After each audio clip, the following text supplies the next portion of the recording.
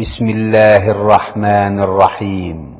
পরম করুণাময় ও অসীম দয়ালু আল্লাহর নামে শুরু। ومن أحسن قولا ممن دعا إلى الله وعمل صالحا وقال إنني من المسلمين। কে গড়েছেন আকাশ মাটি অবাক প্রকৃতি, কে দিয়েছেন ঘুমন্ত রাত মিষ্টি প্রভাতি। কে গড়েছেন আকাশ মাটি অবাক প্রকৃতি, কে দিয়েছেন ঘুমন্ত রাত মিষ্টি প্রভাতি। কে গড়েছেন আকাশ মাটি অবাক প্রকৃতি, কে দিয়েছেন ঘুমন্ত রাত মিষ্টি প্রভাতি। বিশ্ব নিখিল কোন মহানের ক্ষমতার অধীন, বিশ্ব নিখিল কোন মহানের ক্ষমতার অধীন। রব্বুল আলামিন আমাদের রব্বুল আলামিন, রব্বুল আলামিন তিনি যে রব্বুল আলামিন। কে দিয়েছেন সাগর নদী ভরা এত জল, কার ইশারায় অনন্তকাল পাহাড় বিচল। কে দিয়েছেন সাগর নদী ভরা এত জল। তাহলে যারা তওবা করে তাদের জন্য দোয়া করে কারা? ফেরেশতারা। আর যারা তোমার রাস্তা ধরে, আল্লাহর রাস্তা কোনটা? সিরাতে মুস্তাকিম, সূরা ফাতিহাতে আছে, সরল পথ, সোজা পথ। সেটা হচ্ছে ওহীর পথ, কোরআন এবং হাদিসের পথ, তাওহীদের পথ, সুন্নতের পথ। শিরিক আর বিদআতের পথে মুসলমান হইলে হবে না। জাতিতে মুসলিম শিরিক আকীদা, শিরিক করে, বিদআতও করে। আসসালামু আলাইকুম ওয়া রাহমাতুল্লাহি ওয়া বারাকাতুহু। ইন্নাল হামদালিল্লাহ নাহমাদুহু ওয়া নাস্তাঈনুহু ওয়া নাস্তাগফিরুহু ওয়া নাউযু বিল্লাহি মিন শুরুরি আনফুসিনা ওয়া মিন সাইয়্যাতি আমালিনা। মান ইয়াহদিহিল্লাহু ফালা মুদিল্লা লাহু ওয়া মান ইউদ্লিল ফালা হাদিয়া লাহু। ওয়া আশহাদু আল লা ইলাহা ইল্লাল্লাহু ওয়াহদাহু লা শারীকা লাহু ওয়া আশহাদু আন্না মুহাম্মাদান আবদুহু ওয়া রাসূলুহু সাল্লাল্লাহু তাআলা আলাইহি ওয়া আলা আলিহি ওয়া সাহবিহি ওয়া সাল্লামা তাসলিমান কাসীরা। আম্মা বাদ, ফাউযু বিল্লাহি মিনাশ শাইতানির রাজীম। বিসমিল্লাহির রহমানির রহিম। ইয়া কওমি ইন্নামা হাযিহিল হায়াতুদ দুনিয়া মাতা' ওয়া ইন্নাল আখিরাতা হিয়া দারুল করার। সম্মানিত দ্বীনী ভাতৃমণ্ডলী, আল্লাহ পাক রব্বুল আলামিনের প্রশংসা এবং রাসূলুল্লাহ সাল্লাল্লাহু আলাইহি সাল্লামের উপর সালাত ও সালামের পরে আল্লাহ পাক রব্বুল আলামিনের প্রশংসা এবং নবী করিম সাল্লাল্লাহু আলাইহি সাল্লামের প্রতি সালাত ও সালামের পরে আজকের এই সংক্ষিপ্ত আলোচনা হচ্ছে আখিরাতের সম্বল সম্পর্কে। দুনিয়ার এমন কিছু বিষয়, কাজ বা বস্তু যেগুলি আখিরাতে কাজে আসবে। কারণ আখিরাত হচ্ছে স্থায়ী জগৎ, দুনিয়া হচ্ছে অস্থায়ী, এমন অস্থায়ী জগৎ যেমন নবী করিম সাল্লাল্লাহু আলাইহি সাল্লাম বলেছেন যে একটি গাছের ছায়ার মতো। মুসাফির ব্যক্তি সফর করে কোথাও যাচ্ছে, রাস্তায় ক্লান্ত হয়ে পড়েছে, একটি গাছ পেল, গাছের ছায়া আছে, সেখানে বিশ্রাম নেবে। যেমন আজকাল পেট্রোল পাম্পে অনেকে বিশ্রাম নেন কিছুক্ষণ, কিন্তু কেউ পেট্রোল পাম্পকে স্থায়ী জায়গা মনে করেন না যে এখানে ভালো বাথরুম পেয়েছি, আর ভালো জায়গা পেয়েছি, ভালো হোটেল পেয়েছি, খাওয়া দাওয়া পেয়েছি, এখানে থেকে যায়, এরকম কেউ মনে করেন না। কি দুনিয়াকে অধিকাংশ লোক মনে করেন যে দুনিয়াকে এমনভাবে কামড়ে ধরি, দুনিয়ার দিকে এমন ঝুঁকে যায় যে দুনিয়ার পরের জগৎ সম্পর্কে কোনো চিন্তা নেই। আখিরাত হচ্ছে স্থায়ী জগৎ। আখিরাত একজন মুসলিমের লক্ষ্য উদ্দেশ্য হবে। দুনিয়া হচ্ছে তার এমন একটা স্তর যেটা অতিক্রম করে আখিরাতে যেতে হবে। আখিরাত হচ্ছে গন্তব্য স্থান। সেই আখিরাতে দুনিয়া থেকে যেই মাল সামানগুলি, যেই কথা কাজগুলি, যেই কর্মগুলি কাজে আসবে, এটা হচ্ছে আসল আপনার জন্য গুরুত্বপূর্ণ বিষয়। এই যে প্রবাসী জীবন, আপনাদের এখান থেকেও শিক্ষা নিতে পারেন। প্রবাসী জীবনে কেউ এখানে ভালো ভালো ঘর, আর অনেক পয়সা দিয়ে ঘর ভাড়া নেওয়া আর ঘরকে ডেকোরেশন করা অনেক পয়সা দিয়ে কেউ করেন না। কোন রকম করে সময়কাল কেটে গেলেই হইল। আর যা কিছু বাঁচাতে পারে বাঁচিয়ে দেশে পাঠাতে পারলেই বুদ্ধিমানের পরিচয়। অথচ দেশও টেম্পোরারি, আপনার বাড়ি ঘর যা কিছু আছে, আর এখানেও ওর চাইতে বেশি টেম্পোরারি প্রবাসী জীবন, তাই না? তারপরে এখানে কিন্তু খরচ করতে চান না, কোনো রকম করে যত পয়সা দেশে পাঠাইতে পারি। দুনিয়ার ক্ষেত্রে এত চালাক চতুর, কিন্তু আখেরাতের ক্ষেত্রে অধিকাংশ মানুষ হচ্ছে গাফিল। কোরআনে কারিমে এই বিষয়টি উল্লেখ করা হয়েছে যে অধিকাংশ লোক হুম আনিল আখিরাতে হুম গাফিলুন ইয়ালামুনা যাহিরাম মিনাল হায়াতিদ দুনিয়া, দুনিয়া সম্পর্কে যথেষ্ট বুঝে, যথেষ্ট জানে, জ্ঞান রাখে। ওহম আনিল আখিরাতে হুম গাফিলুন, কিন্তু তারা পরকাল থেকে উদাসীন, বেপরোয়া। শুরু করব ছোট্ট একটি আয়াত দিয়ে, সূরা গাফির এর আয়াত নম্বর 39। আল্লাহ পাক রব্বুল আলামিন এখানে একজন সৎ লোক, ইমানদার লোকের কথা উল্লেখ করে বলছেন যে সে তার জাতি, অবাধ্য জাতি, নাফরমান জাতি, গুনাহগার জাতিকে সম্বোধন করে বলেছিল, ইয়া কওমে ইন্নামা হাযিহিল হায়াতুদ দুনিয়া মাতা, হে আমার সম্প্রদায়, হে আমার জাতি, এই জগৎ হচ্ছে ক্ষণিকের ভোগের সামগ্রী। এই জগৎ দুনিয়া হচ্ছে কিছুদিনের ভোগের সামগ্রী। এই দুনিয়া হচ্ছে ভোগের সামগ্রী কিছুদিনের, মাতা, যেমন কাপড় ব্যবহার করে ছিঁড়ে গেল কিছুদিনের মধ্যে, এইরকমই। ওয়াইনাল আখিরাত হিয়া দারুল কারার, আর নিঃসন্দেহে পরকাল হচ্ছে স্থায়ী ঘর, স্থায়ী জগৎ। পরকাল হচ্ছে স্থায়ী জগৎ, আর সেখানে হয় সুখের স্থান রয়েছে জান্নাত, আর না হইলে দুঃখের স্থান রয়েছে জাহান্নাম। জান্নাত এমন একটি সুখের জায়গা যেখানে কোনো রকমের তিক্ততা নেই, অশান্তি নেই, চিন্তা নেই। দুনিয়াতে যতই সুখের ঘর নির্মাণ করে নেন, সুখের সংসার তৈরি করে নেন, সেখানে মাঝে মধ্যে কিছু তিক্ততা আছে, না নেই? স্ত্রী যতই ভালো হোক না কেন, মাঝে মধ্যে মনোমালিন্য হইতে পারে, মেজাজ খারাপ হইতে পারে, কিছু জিনিস পছন্দ নাও হইতে পারে। শরীর স্বাস্থ্য যতই ভালো থাক না কেন, মাঝে মাঝে শরীর খারাপ হতেই পারে। টাকা পয়সা যতই স্বাদের হোক না কেন, আর টাকা পয়সা আসছে, কিন্তু টাকা পয়সা যাদের কাছে যত বেশি, তাদের টেনশন চিন্তা তত বেশি। এখানে পড়ে আছে, ওখানে পড়ে আছে, এখানে ফাঁসিয়ে দিলাম, কেমন করে উঠবে, কি হবে না হবে, তাহলে শানি শেষ নেই। যত পয়সা আছে তত চিন্তা আছে।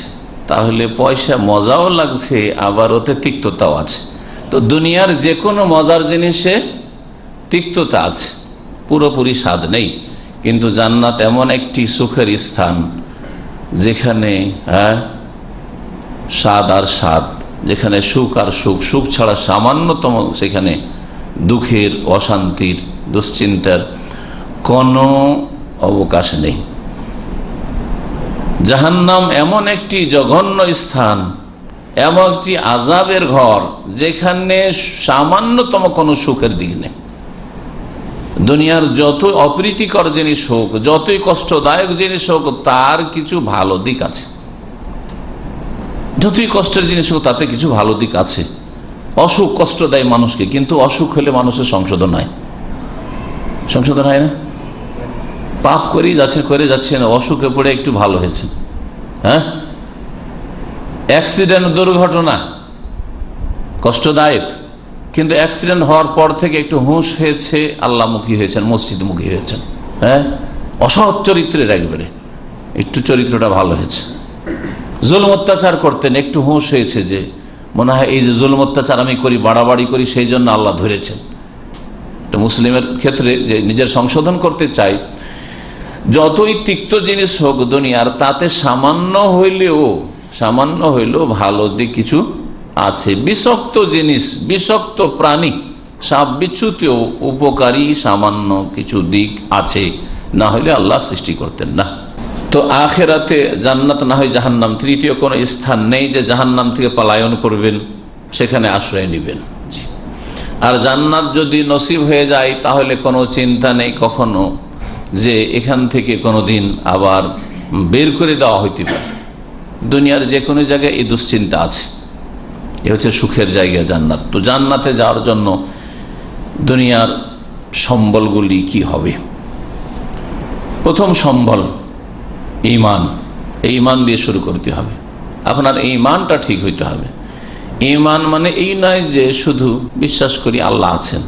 আল্লাহ আছেন মেলা হিন্দু বলে, ওপরওয়ালা বলে না, তাহলে আল্লাহ আছে বলি তো ওপরওয়ালা বলে। তো আল্লাহ আছে এটা শুধু ঈমান নয়, আল্লাহর অস্তিত্ব বিশ্বাস করা, আল্লাহ পাক রব্বুল আলমিনের আরো যে দিকগুলি রয়েছে, রুবুবিয়ত বিশ্বাস করা, আল্লাহর নাম গুণাবলী বিশ্বাস করা, আল্লাহ পাক রব্বুল আলমিনের ইবাদত বন্দেগীতে বিশ্বাসী হওয়া, এটা তো একটা ঈমানের পিলার হইল। ঈমান বিশ্বাস, এই ঈমানের কয়টি স্তম্ভ রয়েছে? 6টি। তো একটা ঈমান মিললে একটা আল্লাহর প্রতি ঈমান হলো, আর বাকিগুলো আল্লাহর মালায়েকা ফেরেশতাদের প্রতি ঈমান, কিতাবের প্রতি ঈমান, কোরআন কারীমের প্রতি ঈমান, প্রত্যেকটি বিষয়ের প্রতি ঈমান বিশ্বাস আছে। তো কোরআন অনুযায়ী আপনার জীবন গড়বেন। বিশ্বাস আছে আমি কোরআন আল্লাহর কিতাব বিশ্বাস করি, কোরআন আপনার জীবনে বাস্তবায়ন করছেন না, তাহলে কোথায় বিশ্বাস আছে? বিশ্বাস আছে সে অনুযায়ী কাজ করছেন না, এটা তো কোনো জগতে হয় না, দুনিয়ার ক্ষেত্রে কোনো জগতে হয় না। যে যেটা বিশ্বাস করে সে অনুযায়ী কাজ করে। কিন্তু মুসলিম এমন একটি জাতি যারা অনেকেই দাবিদার যে আমরা কোরআন বিশ্বাস করি, কিন্তু কোরআনই জীবন গড়ে না। মিথ্যুকেরা বিশ্বাস করে না আসলে যেটা আল্লাহর কিতাব, আসমানি সিলেবাস, এটা আমাদের দুনিয়া এবং আখেরাতের সুখ নিয়ে এসছে এই কিতাব। বিশ্বাসী হলে আমল করবে, কর্ম করবে সে অনুযায়ী। রসুলগণের প্রতি বিশ্বাস, রসুলের প্রতি বিশ্বাস আছে, আর রসুলের মতো আপনার জীবন হয় না। রাসূলুল্লাহ সাল্লাল্লাহু আলাইহি ওয়াসাল্লাম মনের শান্তি হইতো নামাজি, আর অধিকাংশ মুসলিম বেনামাজি। তো কোথায় রসুলের প্রতি বিশ্বাস আছে আপনার? তারপরে পরকালের প্রতি বিশ্বাস, পরকালে বিশ্বাস আছে, আর পরকালের জন্য কাজ করেন না। পরকালে যে পাপের কারণে জাহান্নামে যেতে হবে, সেই জাহান্নাম থেকে আল্লাহর আযাব থেকে বাঁচার জন্য চেষ্টা করেন না। কোথায় পরকালে বিশ্বাস আছে? ভালো মন্দ তকদিরের প্রতি বিশ্বাস। সুতরাং যদি তকদিরে কখনো কষ্টদায়ক কোনো কিছু আসে, ধৈর্য ধারণ করতে হবে। আর সুখ আসে আল্লাহ পাকের শুকরিয়া আদায় করতে হবে। অধিকাংশ লোক সুখ আসলে অহংকারী হয়ে যায়, আর দুঃখ আসলে, কষ্ট আসলে ধৈর্য হারা হয়ে যায়। আল্লাহ পাকের অকৃতজ্ঞ হয়ে যায়, সারা জীবনের বহু সুখকে ভুলে যায়। মনে করে যে আমি কি করলাম, যে আমার উপরে কেন এই বালা মুসিবত, হাহাকার অবস্থা। তো আসলে ঈমান মানে শুধু মৌখিক বিষয় নয়, কোনো মন্ত্রের বিষয় নয়, এটা হচ্ছে অন্তরের বিশ্বাস। এই ঈমান সত্যিকার ঈমান, ঈমানের মতো ঈমান যদি হয়, তো এটা আখিরাতের সবচেয়ে বড় সম্বল। ঈমান যে অন্তরে আছে, বিশ্বাস আছে, এটা শুধু মুখে দাবি করলেও হবে না, বরং অন্তরে বিশ্বাসের সাথে মুখে সেটা স্বীকৃতি দেওয়া, সাক্ষ্য প্রদানের সাথে কাজের মাধ্যমে প্রমাণ করে দিতে হবে, যার নাম হচ্ছে আমালে সালেহ। এই জন্য কোরআনে কারীমের অধিকাংশ আয়াতগুলিতে যেখানে ঈমানের কথা উল্লেখ করা হয়েছে, সেখানে ভালো কাজের কথা উল্লেখ করা হয়েছে। সূরা আসর পড়ে দেখুন, ওয়াল আসর ইন্নাল ইনসানা লাফি খুসর ইল্লাল্লাযিনা আমানু। মানুষ ক্ষতিগ্রস্ত, তবে কারা ক্ষতিগ্রস্ত নয়? যারা ঈমানদার, বিশ্বাসী। আর শুধু ঈমান বিশ্বাসী এই দাবি করলে হবে না, ওয়া আমিলুস সলিহাত, এবং বিশ্বাস যখন রাখে তখন তারা ভালো কাজগুলি করে। এই বিশ্বাসের, ঈমানের ভিত্তিতে ভালো কাজগুলি করে। তো ঈমান এবং নেক আমল, এটা হচ্ছে সবচেয়ে বড় সম্বল আখিরাতের। দুনিয়া থেকে আপনাকে ঈমান নিয়ে যেতে হবে আল্লাহ পাকের কাছে হাজিরার সময়, মওতের সময়। ঈমানের অবস্থায় মৃত্যুবরণ করার চেষ্টা করতে হবে। তাহলে যদি ঈমানের অবস্থায় মৃত্যুবরণ করতে হয়, তাহলে বলেন যে কোনো রাতে আমাদের মওত আসতে পারে না? পারে না? রাত্রে এশা পরে যদি নিয়ত করেই ঘুমান যে আমি সূর্য ওঠার পরে ডিউটি যাওয়ার আগে জাগবো, ফজরে ওঠার কোনো নিয়ত নেই, চেষ্টাও নেই, তাহলে আপনি তো ঈমানের নিয়ত নিয়ে ঘুমাননি। আপনি যে আমি আমার ঈমানকে সুরক্ষিত করো, হেফাজত করো ফজরের নামাজের মাধ্যমে, তা আপনি আপনার দুনিয়ার কাজের সময় জাগবেন আপনি। তাহলে কোথায় আপনার এই অবস্থা যদি মত হয়ে যায়, যেই ব্যক্তি ফজরে উঠবো এইরকম কথা বিশ্বাস নিয়ে ঘুমায়নি, সেই ব্যক্তির যদি অবস্থায় মত আসে, তাহলে ঈমানের উপর মত হইল ওয়ালা তামুতুন্না ইল্লা ওয়া আনতুম মুসলিমুন, মুসলিম হয়ে মৃত্যুবরণ করবে, তাহলে পরিত্রাণ মুসলিম মানে জাতির নাম নাই। এক হচ্ছে আপনার দাবিতে মুসলিম, এটাও আল্লাহর কাছে কোনো কাজে আসবে না যে আমি তো মুসলিম, এটা আপনার দাবি। আর একটা হচ্ছে সরকারের কাগজপত্রে মুসলিম, আপনি পাসপোর্টে, একামতে, আইডি কার্ডে মুসলিম, এটা সরকারের কাছে কাজে আসতে পারে, আল্লাহর কাছে কাজে নাও আসতে পারে সেটা। আর যেটা আল্লাহ পাকের খাতা যেটা রয়েছে আমল নামাজ, তাতে যে মুসলিম লেখা আছে না অমুসলিম কাফের লেখা আছে, মুশরিক লেখা আছে, কি লেখা আছে, মুনাফিক লেখা আছে, ওইটা আসল কথা। যদি আল্লাহ পাকের খাতায় মুসলিম লেখা থাকে তাহলে আপনি মুসলিম। সরকার ঘরে মুসলিম লেখা থাকা নাই থাক, আল্লাহ পাকের কাছে মুসলিম হইতে হবে। আল্লাহ পাকের খাতা আলাদা, সরকারি খাতা নয় আজকালকার। আর আমার নিজের দাবি নয় যে আমি ইমানদার। আল্লাহ পাক রব্বুল আলামিনের বিধান কোরআনে কারীম মোতাবেক, কোরআনে কারীমের শিক্ষা মোতাবেক মুমিন মুসলিম হইতে হবে। ঈমান এবং নেক আমল যদি থাকে তো এটা শুধু আখিরাতের সম্বল নয়, দুনিয়াতেও ঈমানদার মানুষ আর সৎকর্মশীল ভালো মানুষ দুঃখী নয়, অল্পতে অনেক সুখী, অল্পতে অনেক সুখী। এই জন্য সালাফরা অনেকে, তাদের উক্তি আছে যে তারা বলতেন যে এই রাজাগুলি, আব্বাসীয় যুগের রাজারা বা উমাইয়া যুগের রাজারা, বাদশাহরা যদি জানতো বা শাসকরা, নেতারা যদি জানতো যে আমরা আল্লাহ ভীরু লোকেরা, মুমিন মুত্তাকি লোকেরা, আলেম ওলামারা যারা এলমের সাথে আমল করে, কোরআন সুন্নাহর জীবন গড়ে, তারা যে কত সুখে আছে, আমাদের সুখ সম্পর্কে যদি জানতে পারতো তো লাজালাদুনা বিসাইফে, তরবারি দিয়ে আমাদেরকে জবাই করে দিত, বেঁচে থাকতে দিত না, হিংসাতে, যে তোরা এত সুখে আর আমাদের দুঃখের শেষ নেই, টেনশনের শেষ নাই, অশান্তির শেষ নাই, শাসন ক্ষমতা নিয়ে, কারো গদি নিয়ে, কারো পয়সা নিয়ে, কারো দুনিয়ার লোভ লালসা নিয়ে, ঝগড়া বিবাদ নিয়ে, টাকা পয়সা জমি জায়গার অশান্তির শেষ নেই।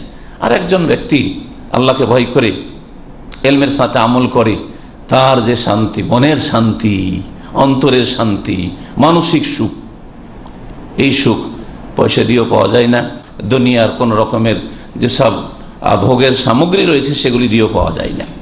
তো বলছিলাম যে ঈমান এবং নেক আমল যদি থাকে তো দুনিয়াতেও শান্তি রয়েছে, অল্পতেই শান্তি রয়েছে। আর আখিরাতের আসল সম্বলই হচ্ছে ঈমান এবং সৎকর্ম, নেক আমল। বহু আয়াতে বিষয়টি উল্লেখ করা হয়েছে। ঈমান এবং নেক আমল যদি থাকে তাহলে এর অনেক ফলাফল রয়েছে। একটি হচ্ছে ঈমান, বললাম অন্তরের বিশ্বাসের কথা, আর সেই বিশ্বাস অনুযায়ী আপনার ভালো আমলগুলি করা, আর খারাপ কথা কাজ থেকে বেঁচে থাকা, ওটাও ভালো আমল।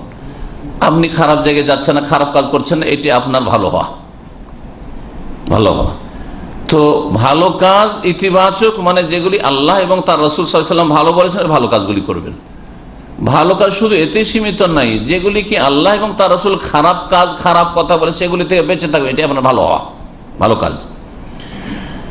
তো যারা ঈমানের সাথে সৎকর্মশীল হয়, হ্যাঁ, তাদের জীবনে ঈমান এবং নেক আমলের প্রতিফলন ঘটে, অনেক লাভবান হয়, বিভিন্ন দিক থেকে তারা উপকৃত হয়, লাভবান হয়। তার মধ্যে একটি হচ্ছে যে ঈমানদার সৎকর্মশীল মানুষ শুধু মানুষের দোয়া না, ফেরেশতাদের দোয়া পায়। কার দোয়া পায়? ফেরেশতাদের দোয়া পায়। মানুষের দোয়া কবুল নাও হইতে পারে। আপনি হয়তো ধারণা করছেন যে অমুক ব্যক্তি আমার চাইতে ভালো, নেক ব্যক্তি, হ্যাঁ, আলেম মানুষ, ওস্তাদ, তার দোয়া কবুল নাও হইতে পারে বা না হইতে পারে। কিন্তু ফেরেশতা মালায়েকা যদি আপনার জন্য দোয়া করে, আমার জন্য দোয়া করে, তো অবশ্যই কবুল হবে, এতে কোনো সন্দেহ নেই। কারণ তারা আল্লাহর কখনো বিরুদ্ধাচরণ করেন না, গুনহার কাজ করেন না, গুনহার কাজ তারা করেন। সব সময় তারা সৎকর্মশীল, সব সময় তারা নেক কাজে, ভালো কাজে নিয়োজিত। লা ইয়াসুন আল্লাহ মা আমারহুম, আল্লাহ কোরআনে এখানে বলেছেন সূরা তাহরিমে, আল্লাহর আদেশের তারা নাফরমানি করে না ফেরেশতারা।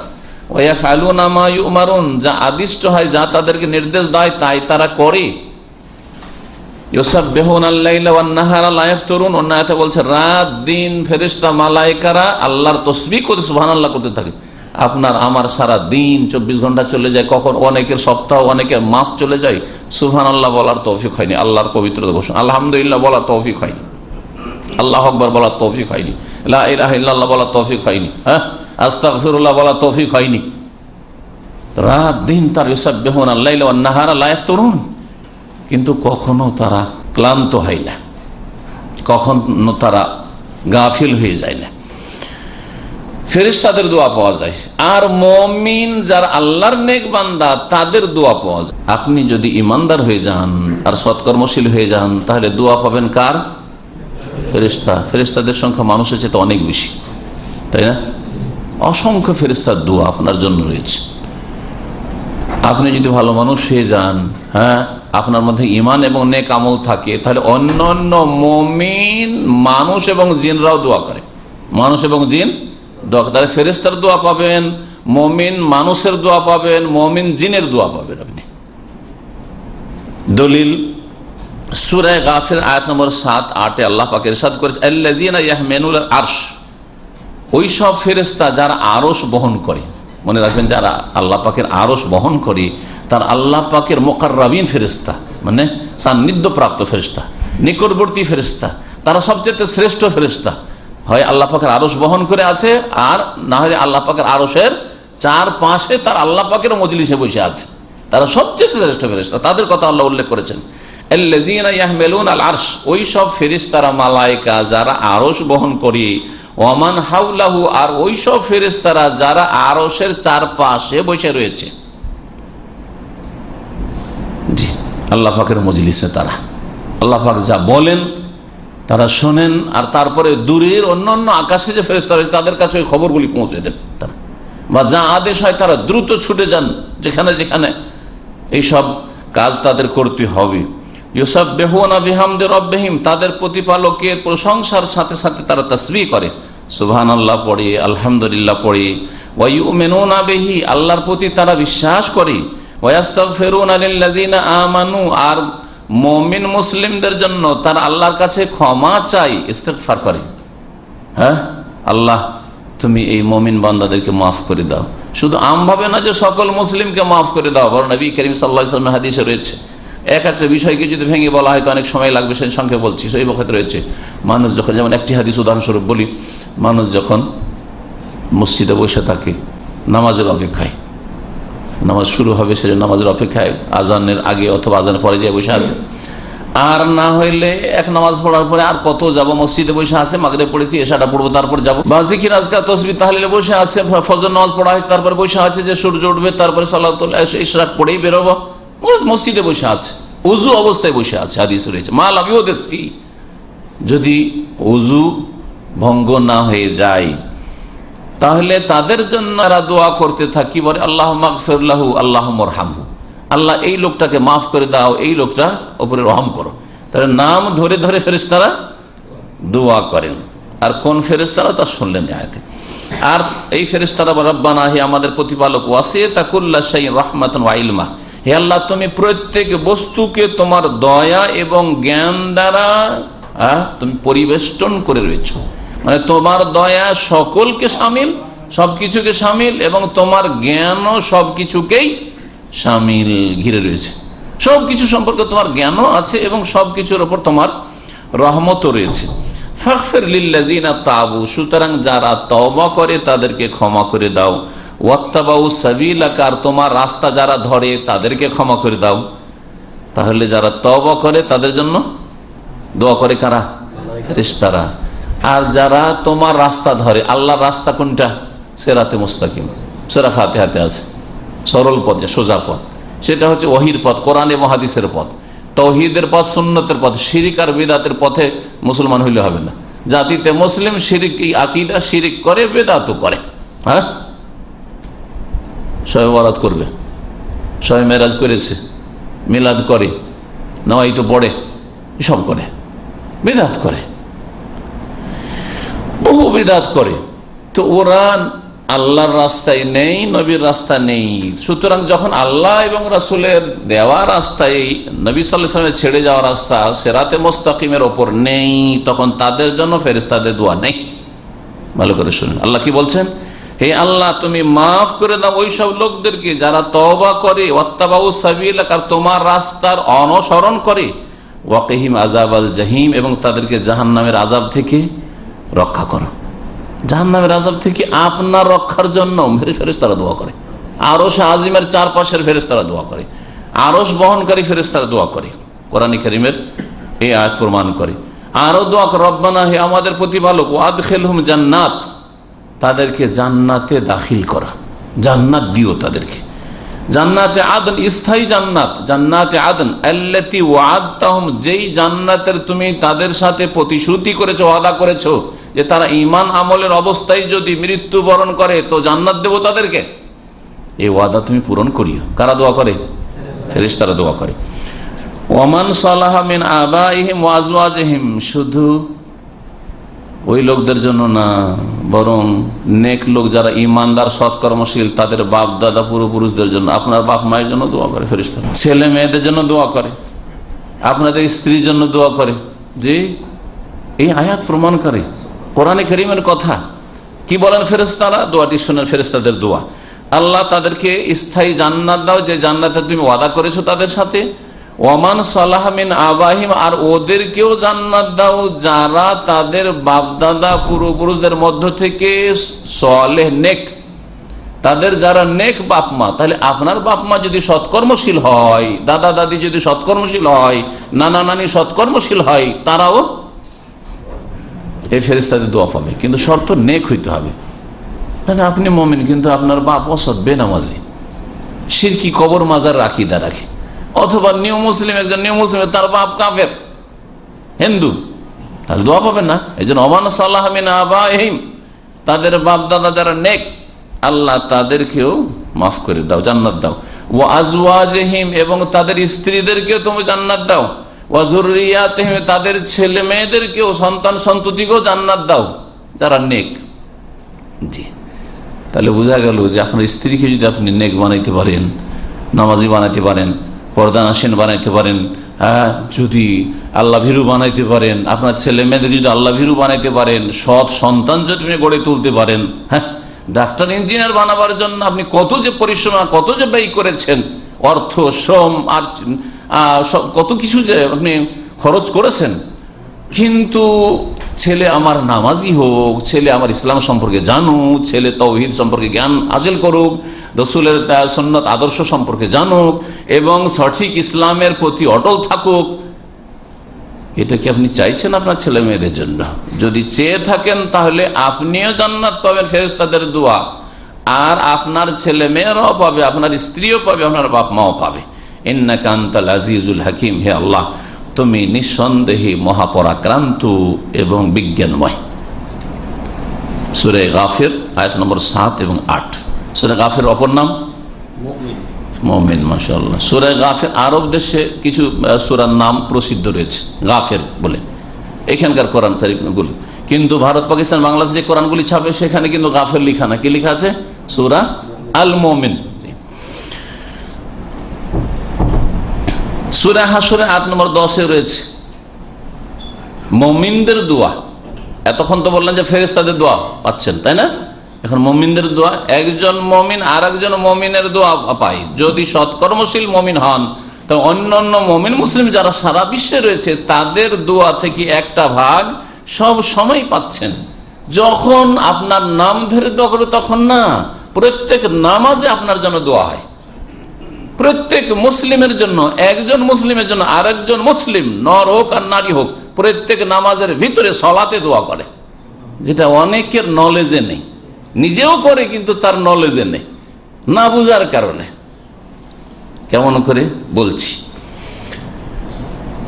আত্তাহিয়াত পড়ে দেখবেন তাতে আছে। জি হ্যাঁ, আত্তাহিয়াত প্রতি নামাজে পড়েন না? পড়েন না?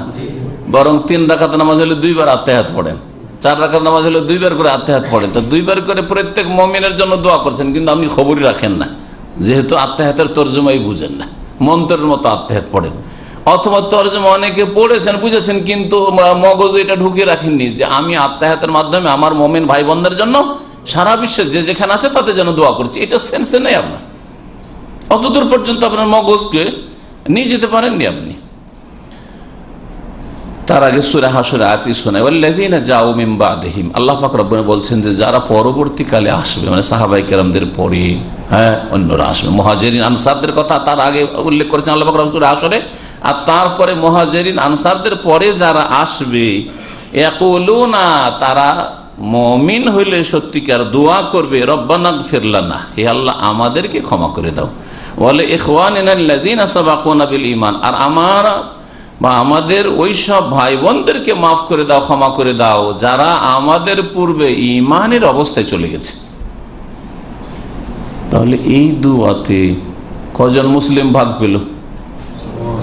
হ্যাঁ, এই যে দোয়া সূরা হাসরের দোয়া আল্লাহ শিখেছেন যে পরের মুমিনরা দোয়া করবে, আল্লাহ আমাদেরকে ক্ষমা করে দাও, ওয়ালি ইখওয়ানিনা, আমাদের ওই সব ভাইদেরকে বোনদেরকে ক্ষমা করে দাও, আল্লাযীনা সাবাকুনা বিল ঈমান, যারা আমাদের পূর্বে ঈমানের অবস্থায় চলে গেছে। কতজন শামিল হবে? 1 লাখ, 2 লাখ, 1 কোটি সকল মুমিন। শুধু 1400 বছরের মুমিন মানে না, আগেরও মুমিন আদম আলাইহিস সালাম থেকে। আদম আলাইহিস সালাম আপনার এই দোয়াতে ভাগ পাবে, কারণ তিনি আপনার আগে ঈমান অবস্থায় গেছেন, ঠিক না? নূহ আলাইহিস সালামও দোয়া পাবেন, তার উম্মতের মুমিনরাও দোয়া পাবেন, ইব্রাহিম আলাইহিস সালাম তার উম্মতের মুমিনরাও দোয়া পাবেন, পাবেন না? পাবেন না? আমাদের পূর্বে যারাই ঈমানের অবস্থায় চলে গেছে, আবু বকর, ওমর, উসমান, আলী দোয়া পাচ্ছেন না? পাচ্ছেন না? এই দোয়াতে হাসান হোসেন দোয়া পাই না? নবীর মেয়েরা দোয়া পাই না? নবীর বিবিগণ উম্মাহাতুল মুমিনিন দোয়া পাই না? এতে সকলেই দোয়া পাচ্ছেন। এতে অনেকে মনে করেন আমার বাপের নাম ধরে দোয়া করলাম না, দাদার নাম ধরে দোয়া করলাম। বাপের নামে অনেকেই করেন, হ্যাঁ, বা রব্বির হামকামা রব্বিয়ানা সগীরা পড়েন, হ্যাঁ, বাপ মায়ের জন্য, কিন্তু দাদা দাদির নাম ধরে দোয়া করলাম না, নানা নানি নাম ধরে দোয়া করলাম না, আমার ওস্তাদ মারা গেছেন ওনার নাম ধরে দোয়া করলাম না, বা আমাদের পূর্বপুরুষ আছে তাদের নাম ধরে তো কখনো দোয়া করলাম না। এই দোয়া করেন, সকলেই পাবে। আপনার গোটা বংশধর শুধু না, সারা বিশ্বের সকল মুসলিম এবং আদম থেকে শুরু করে আজ পর্যন্ত যত মুমিন মুসলিম যেখানেকারই ছিল তারা সকলেই আপনার এই দোয়াই ভাগ পাবে, তাদেরকে দোয়াই শামিল করলেন আপনি। আল্লাহ আমাদেরকে ক্ষমা করে দাও, এখানে আর একটা শিক্ষা দেওয়া হয়েছে যে আগে নিজের ক্ষমা চাইবেন। হ্যাঁ, নিজে কাপড় চোপড় না পাক আর অন্যকে বলছেন কাপড় সাফ করেন। বুঝা গেছে? কি বুঝলেন? আজকাল এইরকম শ্রেণীর লোক বেশি, নিজের দোষ ধরা পড়ে না, শুধু অপরের দোষ দেখতে পায়। এই ওর মধ্যে এই দোষ আছে, ওর মধ্যে এই দোষ আছে, ওর মধ্যে এই দোষ আছে, হ্যাঁ, আর নিজের পায়খানা পেশাব সাফ করার খবর নেই তার। আল্লাহ কি শিখিয়েছেন? আগে নিজে ক্ষমা চাও, রব্বানা গফির লানা, আল্লাহ আমাদেরকে আগে ক্ষমা করো। কারণ আপনাকে আগে জাহান্নাম থেকে বাঁচতে হবে, নিজেকে জাহান্নাম থেকে আগে বাঁচতে হবে।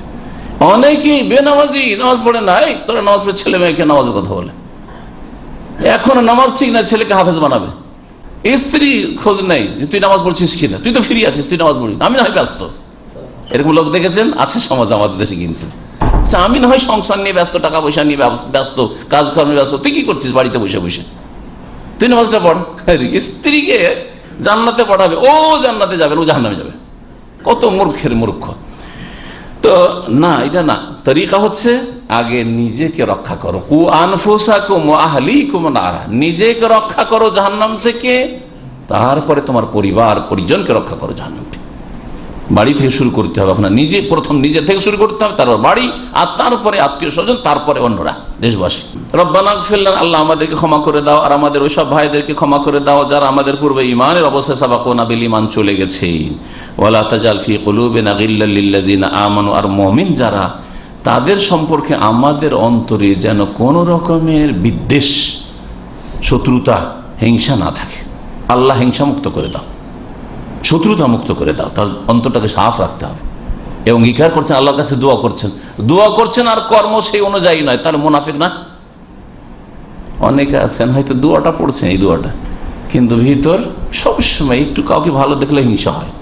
হ্যাঁ, আর যদি একবার যদি তার সাথে মনোমালিন্য হয়ে যায় তো আর অন্তর সাফ হয়েছে না। আছে তো আছে, আক্রোশ আছে তো আছে, ভিতরে দুশ্মনী আছে তো আছে। যদি কখনো ক্ষয়ক্ষতি হয়ে যায় এই ব্যক্তির, তাহলে খুব খুশি, ঠিক হয়েছে, দুশ্মন হাসা, তাই না? এটা তো কোরআনের শিক্ষা নয়। কোরআনের শিক্ষা হচ্ছে আল্লাহ আমার অন্তরকে পরিষ্কার রাখো মুমিন মুসলিমদের সম্পর্কে, যেন আমাদের অন্তরে কোন রকমের বিদ্বেষ, শত্রুতা, হিংসা না থাকে। আব্দুল্লাহ বিন মাসউদ রাদিয়াল্লাহু তাআলা আনহু আত্তাহিয়াতের হাদিস বর্ণনা করেছেন, বলছেন কুন্না ইযা সাল্লাইনা, আমরা প্রথম যখন নামাজ পড়তাম মা নবী সাল্লাল্লাহু আলাইহি ওয়াসাল্লামের সাথে বলতাম আসসালামু আলাল্লাহ। আল্লাহ শেখাননি, কিন্তু নামাজ পড়ছি কিছু তো বলতে হবে। প্রথম দিকে আসসালামু আলাল্লাহ, আল্লাহর উপরে সালাম। আগে আল্লাহকে সালাম দিত। কাকে সালাম দিত? আল্লাহকে সালাম। সালাম মানে তো শান্তি, তো আল্লাহর জন্য শান্তি কামনা করবেন।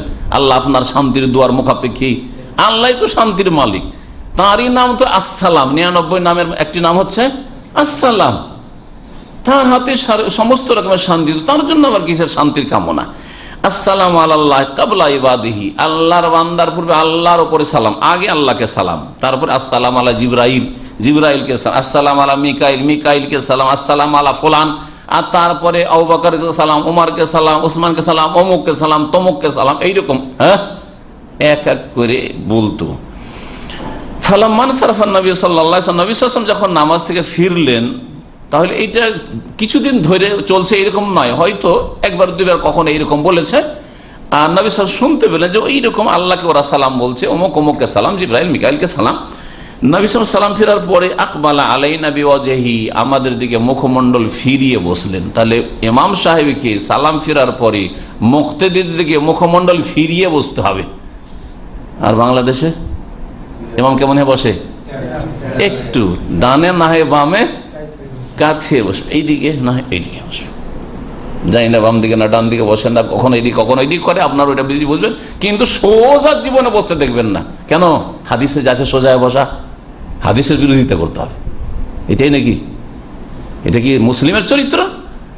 আকবালা আলাইনা বিওয়াজহি, সামনাসামনি বসতেন। আর তারপরে ইসলামের আদব হচ্ছে যে আপনার দিকে মুখ করে আমি বসবো। আমি যদি এইদিকে মুখ করে কথা বলি তো খারাপ লাগবে না? হ্যাঁ, আপনি আমার সামনে এসে কথা বলছেন আর কম্পিউটার আমি এদিকে হয়েছে, এদের মতো কম্পিউটার নিয়ে ব্যস্ত, এদিকে কথা বলছেন কম্পিউটার নাড়ছি, এটা ভালো দেখবেন আপনি?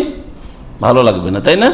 তাহলে মুসল্লিদের সামনে সালাম ফিরে সোজা হয়ে বসতে হবে, এটাই হচ্ছে হাদিসের কথা, এটা হচ্ছে শিক্ষা। নবী কারীম সাল্লাল্লাহু আলাইহি ওয়াসাল্লাম বলে ইন্নাল্লাহ ওয়াসা, আল্লাহ তো হচ্ছেন সালাম, তো আল্লাহকে আবার সালাম কি দিবে তুমি? ফাইজা জালাসা ফিস সালাতে, সুতরাং তোমরা যখন নামাজে বসবে বৈঠকে, ফালিয়াকুল, বলবে আত্তাহিয়াতু লিল্লাহি ওয়াস সালাওয়াতু ওয়াত তাইয়্যিবাতু, আসসালামু আলাইকা আইয়ুহান নবী ওয়া রাহমাতুল্লাহি ওয়া বারাকাতুহু, আসসালামু আলাইনা। আসসালামু শুরু করলেন কার উপর?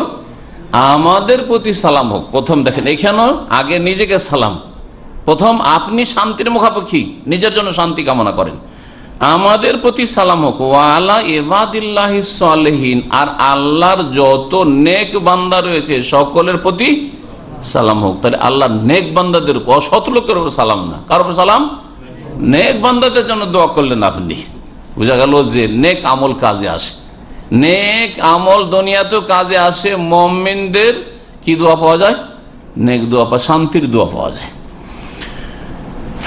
তারপরে বলছেন যে নবী সাল্লাল্লাহু আলাইহি ওয়াসাল্লাম বলছেন যে যখন বান্দা নামাজের ভিতরে আত্তাহিয়াতে এই দোয়া পড়ে, আসাবা কুল্লা আবদিন সালিহিন ফিস সামাই ওয়াল আরদি, এই দোয়া আসমান জমিনের প্রত্যেক নেক বান্দা পেয়ে যায়।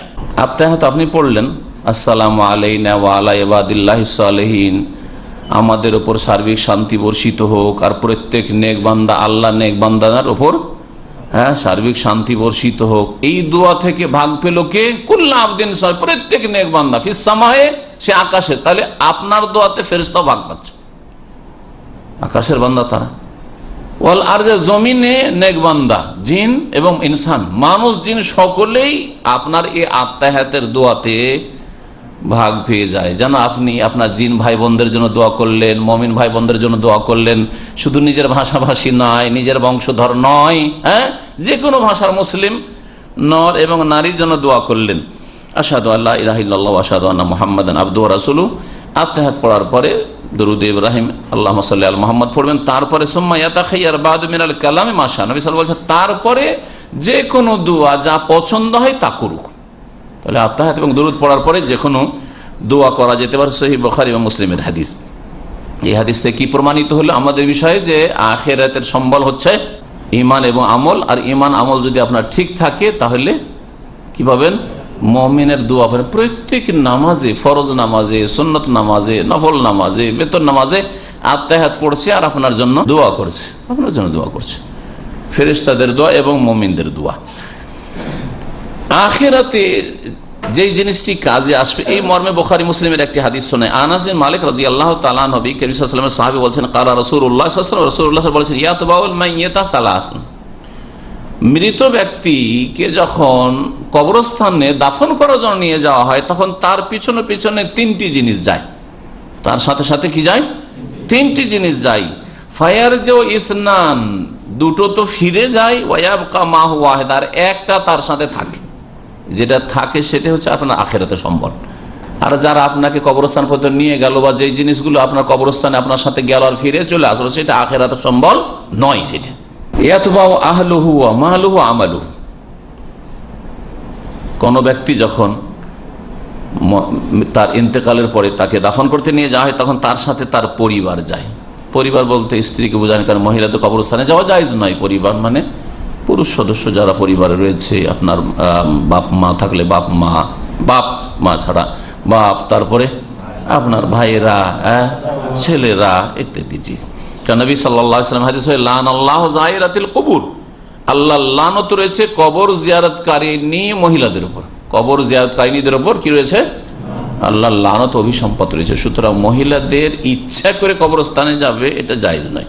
কবরস্থানের পাশ দিয়ে যাচ্ছে, কোনো কাজে যাচ্ছিল, কোথাও থেকে কোথাও যাচ্ছে, পাশে কবরস্থান আছে, সালাম দিয়ে যাবে, এটা হাদিস আছে। মা আয়েশা রাদিয়াল্লাহু তাআলা আনহাকে সহিহ মুসলিম হাদিসে নবী সাল্লাল্লাহু আলাইহি ওয়াসাল্লাম কবরের পাশ দিয়ে অতিক্রম করলে দোয়া শিখিয়েছেন, জি সালাম শিখিয়েছেন, যে সালামের দোয়া, খাস দোয়া শিখিয়েছেন। ওই দোয়া মুখস্থ করা উচিত আমাদের, সেটা বোনেরাও করবে। কখনো কবরস্থানের পাশ দিয়ে যাবে, এয়ারপোর্ট রোডে যাচ্ছেন, পাশে ডান দিয়ে কিন্তু কবরস্থান কাছে, তাই না? এরকম বহু জায়গায় হইতে পারে দেশে কবরস্থানের পাশ দিয়ে রাস্তা আছে, তো মহিলাকে সেখান দিয়ে যাচ্ছে, দোয়া পড়ছে, আসসালামু আলাইকুম আহলা দিয়ার মিনাল মুমিনিন ওয়াল মুসলিমিন ওয়া ইন্না ইনশাআল্লাহু বিকুম লাহিকুন নাসআলুল্লাহ লানা ওয়া লাকুমুল আফিয়া।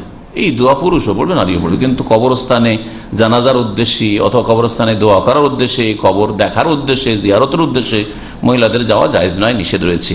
ফিরে চলে আসে পরিবারের লোকেরা, পরিবারের লোকেরা যখন দাফন করা হয়ে গেল তখন ফিরে চলে কবর কাছে বসে থাকবে, চলে আসবে। মালহু, ধন সম্পদ যায়, ধন সম্পদও ফিরে চলে আসে। কেমন ধন সম্পদ? খাট, হ্যাঁ খাটটা আপনার ধন সম্পদ না, আপনার খাটে করে আপনাকে নিয়ে যাওয়া হয়েছে মৃত ব্যক্তিকে, হ্যাঁ ভালো একটা চাদর দিয়ে, হ্যাঁ হ্যাঁ যে কিছু হইতে পারে, আরো কিছু যেটা দাফন করার জন্য যেসব জিনিসের প্রয়োজন হইতে পারে কবর খনন করার জন্য। ওয়ায়াবকা আমালুহু, একটি জিনিস শুধু আপনার সাথেই কবরে থেকে যায়, সেটা হচ্ছে আমল, আপনার কর্ম। সুতরাং আখিরাতের সম্বল হচ্ছে আপনার কর্ম, ভালো কর্ম, তাহলে কবরে কাজে আসবে। আর মওতের সাথে কিন্তু আখিরাত শুরু। আখিরাত মানে কথা ভাববেন না যে হাসরের মাঠ হবে, বিচার দিবস হবে, আর সবকিছু হিসাব নিকাশ হয়ে ফাইনাল হবে কে জান্নাতি জাহান্নামী, তখন শুধু আখিরাত না। ওইটা একটা আখিরাতের বড় একটা স্তর, বিচার দিবস, ইয়াউমুল কিয়ামা। কিন্তু মওতের সাথে সাথে আখিরাত শেষ, দুনিয়া শেষ, আপনার আখিরাত শুরু। দুনিয়া শেষ, যেমনই মৃত্যু তেমনি আপনার দুনিয়া সমাপ্ত, দুনিয়া শেষ, এখন আখিরাত শুরু হয়ে গেছে। এখন আখিরাতের জগতে যা হয় তাই আপনার সাথে হচ্ছে। আপনি আল্লাহর নেক বান্দা, আল্লাহ আপনার রাজি রয়েছেন, আল্লাহকে রাজি করতে পেরেছেন এই কর্মজগতে, আল্লাহর নিয়ামত আপনি পাচ্ছেন। আপনাকে দাফন করুক আর নাই করুক, ফেলে রেখে দিক, না হয় আপনার পানিতে ভাসিয়ে দিক, যা যে না হয় জ্বালিয়ে দিক, যাই হোক না কেন, কিন্তু আপনার যদি ইমান আমল ঠিক থাকে, আল্লাহ যদি আপনার রাজি থাকেন, তাহলে আপনি সুখের জীবনে পৌঁছে গেছেন মওতের সাথে সাথে। এই জন্য হাদিসে আছে যে মৃতদেহ, তার যে আত্মা রয়েছে, বলে যে আমার দাফনে দেরি কেন করছো, দেরি কেন করছো, আমাকে জলদি নিয়ে চলো, তাড়াতাড়ি নিয়ে চলো, আমাকে কষ্ট কেন দিচ্ছ, আমাকে তাড়াতাড়ি এই জন্য দাফন করা উচিত। আর অসৎ লোক যখন মারা যায় আর দাফন করতে নিয়ে যাওয়া হয়, তখন কি বলে, এই না তো যাবো না, আমাকে নিয়ে কোথায় যাচ্ছ, আমি যাবো না আমি। আযাব তো শুরু হয়ে গেছে মওতের সাথে সাথে তার আত্মার উপর, কিন্তু কবরে গেলে আরো যে আযাব রয়েছে, সুতরাং যেতে চাই না। তো নবী কারীম সাল্লাল্লাহু আলাইহি ওয়াসাল্লাম বলছেন যে মানুষের মওতের পরে তার সাথে শুধু আমলটাই থাকে। মানুষের ঈমান এবং আমল যদি সুন্দর হয়, ঈমানও ভালো আপনার আর আমলও ভালো, তাহলে দুনিয়ার কিছু বেনিফিট শুনে, দুনিয়ার ফায়দা হচ্ছে আপনার ঈমান এবং ভালো আমলের কারণে আপনার ছেলে মেয়েরা সুখী হবে, এটি আল্লাহ পাকের পক্ষ থেকে দুনিয়ার নগদ নিয়ামত, হ্যাঁ, নগদ প্রতিদান বদলা। আখিরাতের সম্বল তো আছেই ইমান আমল, কিন্তু দুনিয়াতেও আপনার ইমান আমলের প্রতিফলন হচ্ছে যে আপনার ছেলে মেয়েদের আল্লাহ হেফাজত করবেন। যারা সৎকর্মশীল তাদের ছেলে মেয়েরা অসহায় হয়ে গেছে, পথের ফকির হয়ে গেছে, এরকমটা হয় না। আল্লাহ এরকম অসহায় ছেড়ে দেন না। কিন্তু বড় বড় ধনী কিন্তু সুদখোর, ঘুষখোর, হারাম ব্যবসা বাণিজ্যে অনেক পয়সা ইনকাম করেছে, তাদের আগামী প্রজন্ম অনেক কষ্টে আছে। এরকম ইতিহাস অনেক আছে, এরকম ইতিহাস অনেক আছে। ভারতের এক যুগে ওই মোগল আমলে যেসব শাসক ছিল তাদের বংশের বর্তমান, কিছুদিন আগে একটি ঘটনা শুনলাম যে সেই বংশের, সেই মোগল আমলে যারা রাজা শাসক ছিল, সে বা নবাব ছিল, নবাব তো বুঝেন না, নবাব বা শাসক যারা ছিল তাদের বংশের লোক বর্তমান যুগে রিক্সা চালাচ্ছে, রিক্সা চালাচ্ছে, অথচ তাদের পূর্বপুরুষ ছিল রাজা, নবাব।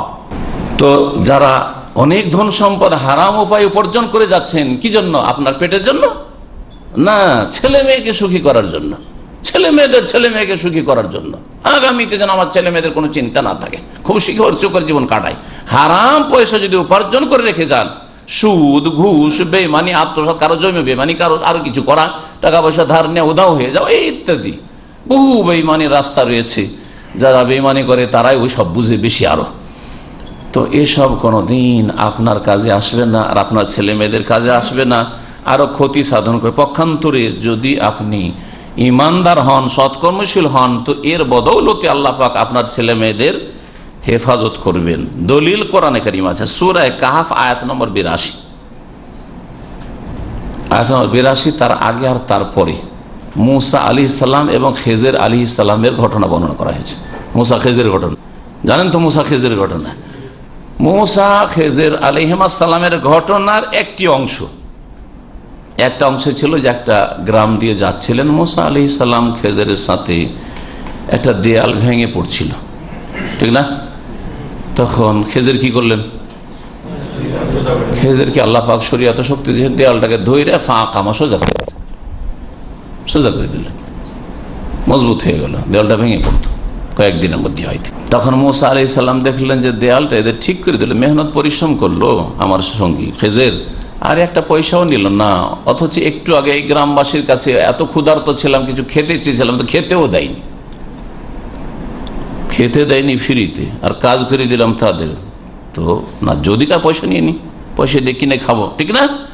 এই যুক্তিতে মুসা আলাইহিস সালাম বললেন যে লাউ শি'তা খাজনা আজরা, হে খেজর, আপনি যদি চাইতেন ওদের কাছ থেকে কিছু পারিশ্রমিক নিয়ে নিতেন, দুজন খেতাম, ক্ষুধার্ত আছি, ফ্রি ওদের দেওয়ালটা ঠিক করে দিলেন কেন? আবার তুমি এতরাজ করে ফেললে, না, তোমার সাথে আগে কন্ডিশন হয়েছে, চুক্তি হয়েছে কি, যে একটা কথা বলবেন না, এর আগে দুইবার হয়ে গেছে, এটা তৃতীয় লাস্ট ফাইনাল ছিল, যে হাজা ফেরাকো বাইনি বাইনে, এরপরে আর আমার সাথে থাকা চলবে না, হয়ে গেছে, ব্যাস, আর থাকা চলবে না। সেখানে কি আছে? আচ্ছা, এখন তো জুদা হয়ে গেলাম দুইজনে। মুসা আলাইহিস সালামকে খেজর বললেন যে আপনি যান, এই তিনটা ঘটনা আমি দেখিয়ে দিলাম, যান আপনি। বলছে ঠিক আছে, তো এই সম্পর্কে জানিয়ে দিই। খেজর বলছে জানিয়ে দিই, আমি এই কাজগুলি কেন করলাম। প্রথম কাজ কি ছিল? হ্যাঁ, নৌকা, নতুন নৌকাকে বা জাহাজকে ফুটো করে দাও, ছিদ্র করে দাও। কি আজব কথা, ক্ষতি করলো, বাজি ক্ষতি করলো। কেন করলাম ওর রহস্য বয়ান করে দিলেন, আমি এই ঘটনার বয়ান করবো না, লম্বা হয়ে যাবে।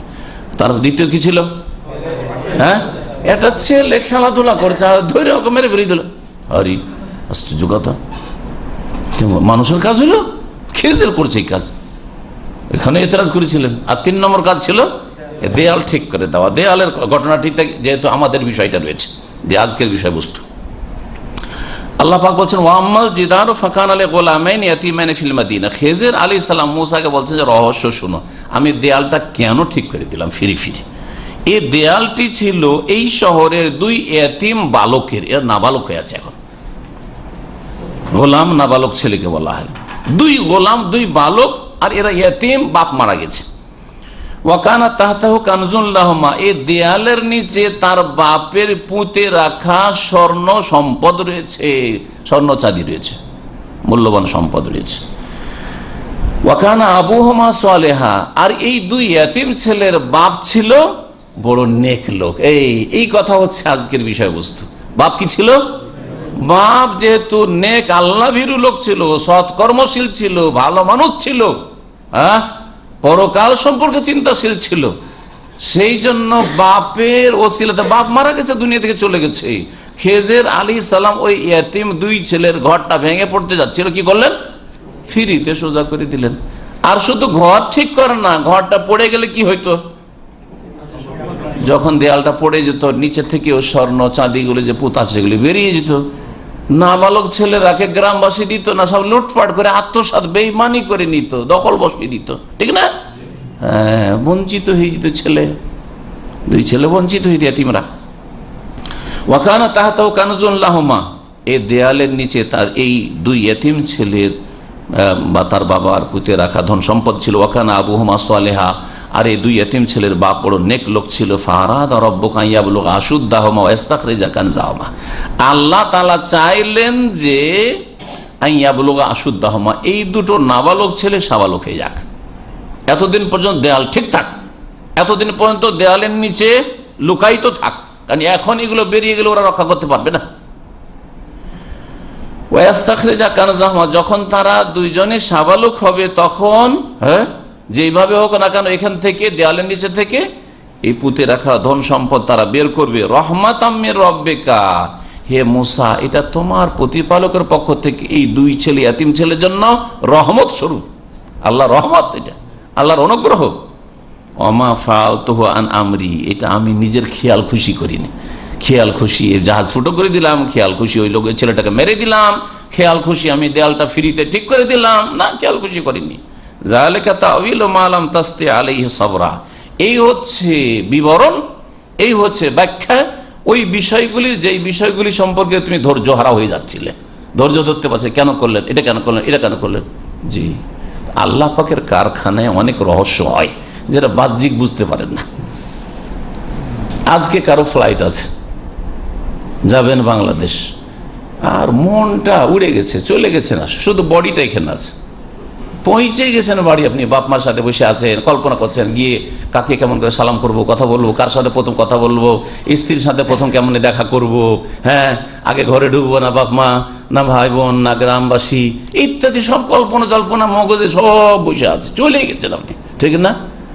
এই অবস্থায় যদি বাধাপ্রাপ্ত, এয়ারপোর্টে গেলেন আর ফ্লাইট ক্যান্সেল, যান্ত্রিক গোলযোগ, ফ্লাইট ক্যান্সেল, বা ফ্লাইটটা উড়ে গেল, যেতে যেতে আপনার কি হলো, ফ্লাইট উড়ে গেল, আপনি ঢুকতে পারলেন না, হ্যাঁ, গেট বন্ধ হয়ে গেছে, মনটা খারাপ হয় না? হয় না?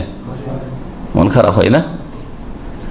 আজকে থেকে 20-22 বছর আগে সৌদি এয়ারলাইন্স দিল্লিতে ধ্বংস হয়েছিল একটি, যারা পুরাতন মানুষ জানেন, আর সেটা নাম তো এসে কিন্তু দিল্লি থেকে এসে দাহরান এয়ারপোর্ট ছিল তখন এখানে, জি, এই এয়ারপোর্টের নাম তো একজন লোকের এইরকমই ঘটনা ঘটেছিল, এইরকমই ঘটনা ঘটেছিল। আসলো আস্তে আস্তে, রাস্তায় জামের কারণে এমন লেট হয়েছে, এসে ওর বোর্ডিং কার্ড পেল না, অথবা পেয়েছে কিন্তু বলছে গেট ক্লোজ, তুমি যেতে পারবে না। কাঁদতে কাঁদতে বিদায় হলো, কাঁদতে কাঁদতে গেটের বাইরে গেছে, আর সাথে সাথে খবর, আর মাত্র উড়ার 10 থেকে 15 মিনিটের মধ্যে বিমানটি ধ্বংস হয়েছিল, দূরে গিয়ে নয়, এয়ারপোর্টের পাশেই ধ্বংস হয়েছিল বিমানটি, সকল যাত্রী শেষ। তাতে ইন্ডিয়ার অ্যাম্বাসেডার এবং তার পরিবারের অধিকাংশ সদস্য ছিল। এখানে সেন্ট্রাল হসপিটালে এক ডাক্তার এখানে আসতো, ডাক্তার সাঈদ সাহেব, তার স্ত্রী, তার ছেলে মেয়ে ছিল, সকলে গেছে। ডাক্তার সাহেব এখানে উর্দু সেকশনে বক্তব্য শোনার জন্য আসতেন, তার সাথে আমার পরিচয় ছিল, নাম পর্যন্ত জানি। তো দেখেন, আর ওই লোকটি এখনো বলেন যখন এয়ারপোর্টের বাইরে গেল, ওই বিমানটা ধ্বংস হয়ে গেছে, যেটা আমার টিকিট ছিল, বলেন কি অবস্থাটা তার ভিতরে হবে, কত সে আলহামদুলিল্লাহ পড়বে, ঠিক না? কত যে আল্লাহর শুকরিয়া আদায় করবে যে আমি যে এখনই কান্না করছিলাম আর মন খারাপ করছিলাম, বা আমার ভিসা এক্সপায়ার হয়ে যাবে এই রিস্ক নিয়ে চিন্তা করছিলাম, সময় নেই, আর 3 দিন সময় আছে, যদি 3 দিনের মধ্যে আমি যদি বুকিং না পাই তো গেল আমার ভিসা, এই এতগুলি টেনশন। এখন জানটা বাঁচলো, ভিসার কথা চিন্তা করবে না, জানের কথা, শুকরিয়ার শেষ নেই তার, যাক ভিসা যাক, কিন্তু বেঁচে গেছি, ঠিক না? আল্লাহ পাকের কারখানা এইরকম বহু কিছু হচ্ছে, বড় সব কিছু হচ্ছে আমাদের চোখের আড়ালে, গায়েব আমরা জানি না। সুতরাং যখন কোনো কষ্টের জিনিস আপনার সামনে আসবে, জানবেন যে ওতে আপনার কল্যাণ আছে, ওতে কি আছে? কল্যাণ আছে। তাহলে ছেলে মেয়েদের আল্লাহ হেফাজত করেন বাপ মা যদি কি হয়? ভালো মানুষ হয়, নেক হয়। যদি ঈমান এবং আমল আপনার ভালো থাকে তাহলে আরো বহু ফায়দা রয়েছে। এখন সেটা বাদ দিয়ে আপনার আখিরাতের আর একটি সম্বল বলি। আখিরাতের সম্বল একটি হচ্ছে ভালো কোনো কাজ ছেড়ে যাওয়া। এমন কোনো আদর্শ ছেড়ে গেলেন, এমন কোনো কাজ ছেড়ে গেলেন যেই কাজটি থেকে বা যে বস্তুটি থেকে মানুষরা উপকৃত হচ্ছে। এটা অত্যন্ত ব্যাপক কথা, তাই না? সুন্নাতে হাসানা, হাদিসের ভাষায় এটা সুন্নাতে হাসানা, ভালো আদর্শ। একটা মসজিদ বানিয়ে চলে গেলেন, আপনি তো মারা গেলেন কিন্তু মসজিদ কিয়ামত পর্যন্ত থাকলো, নাকি চলতে থাকবে না? থাকবে না।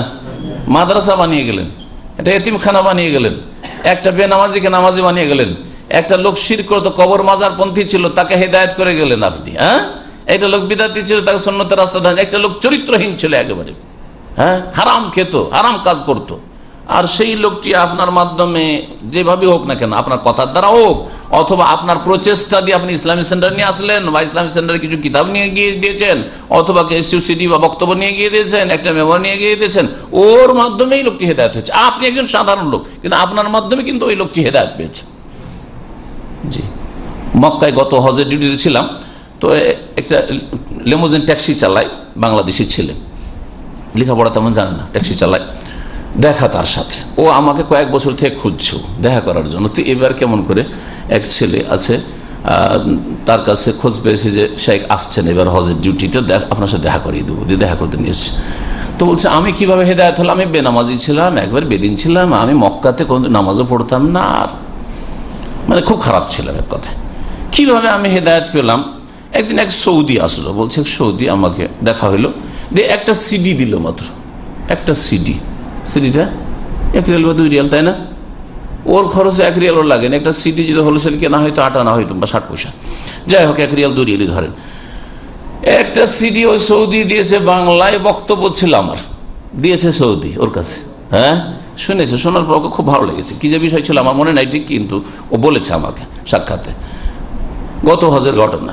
তারপরে ওর জীবনটাই পরিবর্তন, শোনার পরে খুব ভালো লেগেছে এবং তার মধ্যে কিছুটা সংশোধন হয়েছে, জানার আগ্রহ এসছে, খোঁজ করছে এই বক্তব্যগুলি পাবো কোথায় পাবো করতে করতে আমাদের এক ভাই মক্কা আছে, ইউসুফ, আমাদের অনেক দিনই ভাইরা ছিলেন, ওকে পেয়েছে, আজিজিয়ায় থাকে, ওকে পেয়ে গেছে। ওর সাথে দেখা কারণ বলছে যে আমি একটা বক্তব্য পেয়েছি এইরকম, তো এই বক্তব্যগুলো পাবো কোথায়? ওকে শুনিয়েছে, যে এই বক্তব্য গাড়িতে শুনেছে, এই বক্তব্য। তো এই বক্তব্য আমার কাছে হার্ড ডিস্ক আছে, পুরো ওনার সব বক্তব্য আছে, আপনাকে দেবো, সব দিয়েছে ওকে। মাশাআল্লাহ, দাঁড়িয়ে রেখেছে, সুন্দর, দিনদার, পরেজগার, নামাজি, মাশাআল্লাহ। তো কথা হচ্ছে যে ওই যে একটা সৌদি, একটা ভাষাও জানে না, বাংলার একটা অক্ষরও জানে না, কিন্তু ওই যে 2 রিয়াল দিয়ে তার উপকার করেছে, সুন্নাতে হাসানা, এটা কি ভালো আদর্শ। যত লোক ওর মাধ্যমে হেদায়েত, ওই লোকটি শুধু হেদায়েত হওয়া নয়, এই লোক যে হেদায়েত হয়েছে সে দেশে গিয়ে তার স্ত্রীকে হয়তো হেদায়েত করতে পারলো, তার ছেলে মেয়েকে হেদায়েত করতে পারলো, কিন্তু প্রথম হেদায়েতের ওসিলা হচ্ছে ওই সৌদি ব্যক্তি, ঠিক না? এটা হচ্ছে আখিরাতের বড় সম্বল, একটা আখিরাতের বড় সম্বল। এইরকম সম্বল আপনি নিয়ে আসতে পারেন। ভাষা না জেনে যদি একজন সৌদি আরবি এই সম্বল হাসিল করতে পারে আখিরাতের, তা আপনি ভাষা জেনে একজন মানুষকে বুঝিয়ে অথবা একজন মানুষকে কোনো কিছু দিয়ে তার ভাষাতে কথা বলে আকৃষ্ট করে তাকে কিছু দিন একটা কিতাব দিলেন বা কিছু দিলেন, দিয়ে হেদায়েতের পথে নিয়ে আসলে, এইরকম বহু ভালো রাস্তা রয়েছে, ভালো রাস্তার শেষ নেই। কারো বাড়িতে পানি ব্যবস্থা নেই, গরিবের বাড়ি পানি একটা টিউবওয়েলের ব্যবস্থা করে দিলেন। কারো বাড়িতে বাথরুমের ব্যবস্থা নেই, বাথরুমের ব্যবস্থা করে বেহায় হয়, 5 তলাতে গিয়ে পেশাব পায়খানা করতে হয়। এককালে দেখেছি গরিবদের গ্রামগঞ্জে, উনি একটা বাথরুমের ব্যবস্থা করে দিলেন। এগুলো বিশাল নেকির কাজ। আপনি দুনিয়া থেকে চলে গেছেন, কেউ নেকি পেতে আছেন, নেই ওই বাথরুম থেকে আপনার কাছে আখিরাতের সম্বল যাচ্ছে, আপনি কল্পনা করতে পারেননি। জি, নবী করিম সাল্লাল্লাহু আলাইহি ওয়াসাল্লাম এই মর্মে লম্বা একটি হাদিস রয়েছে, জারির বিন আব্দুল্লাহ রাদিয়াল্লাহু তাআলা আনহু থেকে বর্ণিত, বুখারী মুসলিমে, সহিহ মুসলিমে রয়েছে হাদিসটি। ওই হাদিসের ওই অংশটুকু শুধু বলছি। নবী করিম সাল্লাল্লাহু আলাইহি ওয়াসাল্লামের কিছু গরিব সাহাবীরা আসলো, একেবারে গরিব, কাপড় নেই, ছেঁড়া ফাটা, ওদেরকে দেখো মায়া লাগলো, আর ক্ষুধার্ত আছে, খেতেও পায়নি, কতদিন যাতে খাইনি, অনাহারে আছে। এই অবস্থায় দেখে নবী সাল্লাল্লাহু আলাইহি সাল্লাম পেরেশান হয়ে বাড়ির দিকে যাচ্ছেন, আবার আসছেন, বাড়িতেও কিছু নাই, কিভাবে কি করব? সাহাবায়ে কেরামদেরকে বললেন যে তোমরা যে যা পারো দান করো, কেউ খেজুর এনে দিল, কেউ জব এনে দিল, কেউ খাদ্যদ্রব্য এনে দিল, কেউ চাঁদি দিল, কেউ দিরহাম দিল, কেউ দিনার দিল। সুবহানাল্লাহ, এই দান খের অনেক দান খেরাত হয়ে গেল। প্রথম যে লোকটি কাজ শুরু করে দান করেছিল, ওই লোকটি সম্পর্কে প্রথম যে কাজটি শুরু করলো, ও সবচেয়ে বেশি নেকি হলো, কারণ ওর দেখা দেখি সবাই দান করা শুরু করলো।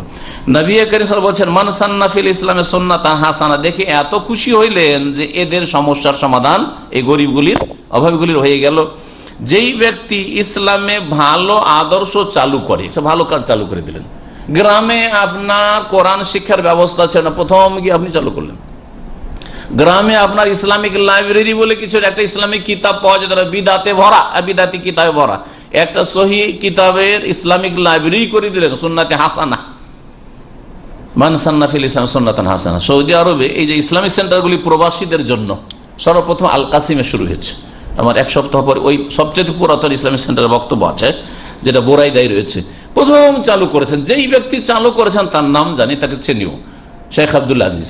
ওই ব্যক্তি যতগুলি পরে দেখা দেখি ইসলামিক সেন্টার, মদিনায় প্রথম হয়নি, মক্কাতে প্রথম ইসলামিক সেন্টার প্রবাসীদের জন্য, বাংলায় উর্দুতে বিভিন্ন ভাষায় যে বক্তব্য হবে আর নন মুসলিমকে দাওয়াত দেওয়া হবে, এই কাজ শুরু হয়নি, প্রথম আল কাসিম কিন্তু শুরু হয়েছে কাজটি। তারপরে রিয়াজওয়ালারা দেখি আমরা একটা খুলি, হ্যাঁ, তায়েফে, দাম্মামে, এইভাবে খুলতে খুলতে খুলতে 200-র বেশি ইসলামিক সেন্টার আছে। সুন্নাতে হাসানা কে চালু করেছে? ও প্রথম ব্যক্তি, ওই যে আল কাসিম। ঠিক আছে, নবী কি বলছেন সাল্লাল্লাহু আলাইহি ওয়াসাল্লাম, মান সান্না ফিল ইসলাম সুন্নাতান, যেই ব্যক্তি ইসলামে ভালো আদর্শ চালু করলো, ফাওমেলা বিহা বাদাহু, আর তারপরে এই আমলটা লোকেরা করতে থাকলো, এই কাজগুলি করতেই থাকলো, চালিয়ে দিয়ে চলে গেছে, চালু করে দিয়ে চলে গেছে, কাজ চলতি আছে, তাহলে কুতিবা লাহু মিসলু আজরি মান আমেলা বিহা, যত লোক এই আমল করবে, এই কাজগুলি করবে, প্রথম ব্যক্তি 1 ভাগ করে নেকি পেতেই থাকবে। লা ইয়ানকুসু মিন উজুরিহিম শাই, কারণ নেকি কমই আল্লাহ দেবেন না, যে পরে যারা করেছে ওদের নেকি কেড়ে প্রথম ব্যক্তিকে দেবেন, এরকম করবেন না। এই ক্ষেত্রে সবচেয়ে বেশি নেকি কে পাবেন বলেন তো দেখি, পরীক্ষা আপনাদের। সবচেয়ে বেশি নেকি অন্যের আমল থেকে, হ্যাঁ, যেহেতু এই সিলসিলা তিনি প্রথম চালু করেছেন, সুতরাং সবচেয়ে বেশি নেকি কে পাবেন? কার আখিরাতের সম্বল সবচেয়ে বেশি হবে? রাসূলুল্লাহ সাল্লাল্লাহু আলাইহি ওয়াসাল্লাম। আবু বকর থেকে শুরু করে কিয়ামতের আগ পর্যন্ত সর্বশেষ মানুষ যে পৃথিবীতে জন্ম নেবে মুসলিম হিসাবে, সকলে হেদায়েত হয়েছেন কার মাধ্যমে? মুহাম্মদুর রাসূলুল্লাহ সাল্লাল্লাহু আলাইহি ওয়াসাল্লামের মাধ্যমে। তো সবার নামাজের নেকি, রোজার নেকি, হজের নেকি, যাকাতের নেকি, সৎকর্মশীল হওয়ার নেকি, যত ভালো কাজের নেকি, গুনাহ থেকে বেঁচে থাকার নেকি, সব নেকি 1 ভাগ করে পাচ্ছেন কিনা তিনি সাল্লাল্লাহু আলাইহি ওয়াসাল্লাম? জি, এটা বড় বেনিফিট। সুতরাং এই বিষয়টা বুঝে নেওয়ার পরে আপনাকে আবার খোঁজা দিতে হবে যে কিছু দিনের কাজ করেন, কিছু দাওয়াতের কাজ করেন, কিছু ইসলামের কথা মানুষকে বলেন না, আপনার খরচ এটা, কারণ আপনার এত বড় বেনিফিট আপনি কল্পনা করতে পারেন। আজকাল এই ডিএকশন আর ডেস্টিনি আর কি, এই দুটো হারাম পয়সার জন্য লেগে যাচ্ছেন, যে 10টা যদি আমি কাস্টমার ঠিক করতে পারি, হ্যাঁ, যদি মেম্বার তৈরি করতে পারি, তাহলে আমার এই পয়েন্ট বাড়বে, আর এই হবে সেই হবে, হারাম খাচ্ছেন। আর এত সুন্দর রাস্তা একটা, আখিরাতের সম্বল, আর আখিরাতের সাথে সাথে দুনিয়াতেও আল্লাহ নগদ নগদ দেবেন, এই রাস্তা ধরার তৌফিক হয় না। অথচ আপনি একজন জ্ঞানী মুসলিম, আল্লাহ পাক যেন বুঝার তৌফিক দান করেন। যখন ভালো তরিকা যদি চালু করেন তো নেকির খাতা খুলে যাবে আপনার জন্য, আখিরাতের সম্বলের জন্য। তাহলে খারাপ আমল যদি চালু করেন, ছেলে মেয়েদের ইনকাম সোর্স হিসাবে একটা সিনেমা হল রেখে গেছে, বুড়া আছে, এরকম অনেকে আছে, হ্যাঁ, নাই, মদের দোকান রেখে গেছে, বিড়ি কোম্পানি রেখে গেছে, বাপ মারা গেছে যে বিড়ি কোম্পানি চালু করেছিল, তার ছেলেরা এখন বিড়ি কোম্পানি, সিগারেট কোম্পানি দিয়ে ইনকাম করছে, ঠিক না? এরকম হারাম বহু ব্যবসা আছে। তাহলে গুনার বোঝা 1 ভাগ করে যেতে থাকবে। যত লোক ওই হারাম খাবে, ওর কারণে যত কর্মচারী হারাম খাচ্ছে, যত ওর বা ছেলেরা, ছেলেরা মেয়েরা যত হারাম খাচ্ছে, ওখান থেকে, হ্যাঁ, জি, সুদী ব্যাংক, কৃষি ব্যাংক, সুদী ব্যাংক চালু করে গেছে, আর মহাপুরস্কার পেয়ে গেছে দুনিয়ার। কিন্তু গুনহার মহাপুরস্কার যেতেই আছে, গুনহার মহাপুরস্কার যেতে আছে। জি, ঠিক কিনা? সুদের গুনাহ পাবে না যে লোক সুদী ব্যাংক প্রথম চালু করে গেল? যত লোক সুদ খাবে, সুদের আদান প্রদান করবে, সব গুনাহ 1 ভাগ করে যেতেই থাকবে, যেতেই থাকবে, যেতেই থাকবে। এই মর্মে ওমান সান্না ফিল ইসলাম সুন্নাতান সাইয়্যা বলে নবী করিম সাল্লাল্লাহু আলাইহি সাল্লামের সহিহ মুসলিমের হাদিসও আছে। সময়ের স্বল্পতার জন্য বললাম না, একটি হাদিস শুধু বলি, সহিহ বুখারীর। প্রথম কে খুন করেছে? হ্যাঁ, কাবিল খুন করেছে। কাবিল কার ছেলে? আদমের ছেলে। কাকে খুন করেছে? তার নিজের ভাই। আর আদমের আরেক ছেলেকে, নাম কি? হাবিলকে কাবিল খুন করেছে। নবী করিম সাল্লাল্লাহু আলাইহি ওয়াসাল্লাম বলছেন, লা তুকতালু নাফসুন যুলমা, পৃথিবীতে যে কোনো মানুষকে যদি অন্যায়ভাবে খুন করা হয়, ইল্লা কানা আলা ইবনে আদম আল আউয়াল কিফলুম মিন দামিহা, তাহলে প্রত্যেক খুনের একটা ভাগ গুনাহ আদমের প্রথম ছেলের উপর যেতেই আছে। প্রথম ছেলে কাবিল, কাবিলের ওই যে আদমের বড় ছেলের ওপর এক ভাগ গুনাহ খুনের যেতে। যত খুন হচ্ছে কাবিল আর এক খুনি হইলো, আর এক খুনি হইলো, আর এক খুনি হইলো, খুনি খুনি খুনি খুনি যত গুনাহ পাচ্ছে, ও প্রথম খুনি কাবিল অতটা করে গুনাহ পাচ্ছে। তো চিন্তা করুন যে কত লোক পৃথিবীতে আজ পর্যন্ত খুন হয়েছে, হ্যাঁ, অত্যাচারিত হয়ে, আর কত লোক খুন হচ্ছে আর হবে কিয়ামত পর্যন্ত, হ্যাঁ, নির্যাতিত হয়ে। তাহলে এই সব গুনার বোঝাগুলি কার উপর চাপতে আছে? আদম আলাইহিস সালামের ছেলে কাবিল অসতের উপর চাপতে আছে। সুতরাং অসৎ কখনো হবেন না, অসৎ পথ খুলবেন না, গুনার পথ চালু করে যাবেন না। সূরা নাহলের আয়াত নম্বর 25 এই বিষয়টিকে বলা হয়েছে যে যারা গুনাহগার তারা নিজের বোঝা উঠাবে, লিয়াহমিলু আওজারহুম কামিলাতান ইয়াউমাল কিয়ামা ওয়া মিন আওজারিল্লাযিনা ইউদিল্লুনাহুম বিগাইরি ইলম, আর ওদেরও বোঝা উঠাবে যাদেরকে ওরা পথভ্রষ্ট করেছে। মাজার পূজা, মাজারে সেজদা করা কি ছোট শিরক না বড় শিরক? আল্লাহ ছাড়া অন্যের কাছে চাওয়া, বাবা গো ছেলে দাও, রোগ ভালো করে দাও, নেকির কাজ না গুনার কাজ? হ্যাঁ, ছোট গুনাহ না সবচেয়ে বড় গুনাহ? সবচেয়ে বড় গুনাহ। তাহলে যেই ব্যক্তি প্রথম মাজার চালু করে গেছে, মাজার পূজা, যতগুলি মাজার পূজা হচ্ছে এক ভাগ করে, এই বড় শিরক, যত লোক শিরক করছে এক ভাগ করে গুনাহ পাচ্ছে না? পাচ্ছে না?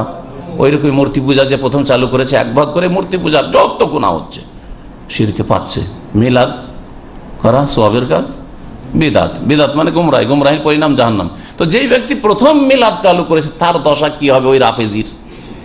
হ্যাঁ, যেই ব্যক্তি হ্যাঁ মিশরে শাসন ক্ষমতার বলে মিলাদ চালু করেছিল, খ্রিস্টানদের দেখা দেখেছি, খ্রিস্টানরা যদি 25 ডিসেম্বর করে তো আমরা কেন করব না? যেই ব্যক্তি শবে বরাতের হালুয়া রুটি চালু করেছে, শবে বরাতের দলে দলে কবর জিয়ারত চালু করেছে, শবে বরাতের নফল পড়া চালু করেছে, অথচ রাসূলুল্লাহ সাল্লাল্লাহু আলাইহি ওয়াসাল্লাম তার সাহাবায়ে-কেরামরা করেন নাই। তাহলে বলেন যদি এটি গুনহার কাজ হয়, আর নিঃসন্দেহে এটি বিদাত, আর বিদাত হচ্ছে গুমরাহি, গুমরাহির পরিণাম জাহান্নাম। যে প্রথম এই শবে বরাত চালু করেছে সেই ব্যক্তি গুনহার কাজ বিদাত যেহেতু চালু করেছে, যত লোকে বিদাত করতে থাকবে এক ভাগ করে গুনহার বোঝা চাপবে না? চাপবে না? জি। ইসলামে সবে কাদার আছে, ইন্না আনজালনাহু ফি লাইলাতিল কদরি। যদি সবে বারাত থাকবে তো আল্লাহকে বলতেই কষ্টটা, অসুবিধাটা কি? বা আল্লাহ পাক নয় কোরআনে বললেন না সংক্ষেপ সব কথা কোরআনে নেই, তো রাসূলের হাদিসেও তো থাকবে লাইলাতুল কদর, ওই রকমই লাইলাতুল বারাত, সবে বারাত এই কথাই থাকবে। একটা জয়ীফ হাদিসও দেন তো দেখি, যেই হাদিসে এই রাতটি 15 শাবানের রাতটিকে সবে বারাত বলা হয়েছে, লাইলাতুল বারাত বলা হয়েছে নেই। তারপরেও যদি মনে করেন যে এটা সওয়াবের কাজ, নিঃসন্দেহে বিদাতের কাজ। আর যত লোকে বিদাত করতে থাকবে প্রথম ওই বিদাতি যে বিদাত চালু করেছে শবে বারাতের, তার উপর গুনহার বোঝা চাপতে থাকবে। সময় বেশি হয়ে গেছে, সংক্ষেপে এখন বলি আর একটি জিনিস যেটা কাজে আসবে আখিরাতে সম্বল, সেটা হচ্ছে উপকারী বিদ্যা। আপনি আপনার বিদ্যা দ্বারা মানুষকে উপকার করেন, যে কোনো বিদ্যা দিয়ে যদি উপকার হয়। আর সবচেয়ে উত্তম বিদ্যা হচ্ছে কোরআন এবং হাদিসের বিদ্যা, ইসলামের জ্ঞান, এটা হচ্ছে সবচেয়ে উত্তম, যা শিক্ষা লাভ করা প্রত্যেক মুসলিম নর এবং নারীর জন্য ফরজ। সুতরাং এমন এলেম চেষ্টা করেন যে এলেম দিয়ে মানুষের উপকার হয়। এই রকমের সাদকা জারিয়া, দান খেরাত আপনি নিজে করে যান, প্রথম নিজে করে যান। এই আশা করিয়েন না যে আমি মারা যাব, অসুবিধা কি, আমার ছেলে মেয়েরা আমার জন্য দান খেরাত করবে। এখন ছেলে মেয়েদের জন্য খুব জমাই টাকা পয়সা, আর ছেলে মেয়েদের আশা করে বসে আছেন যে ওদেরকে একটু সুখী করে দিই, আল্লাহ ওদেরকে যখন সুখী করে দেয় ওরা আমার জন্য দান করবে, এই আশাতে বসে থাকবেন।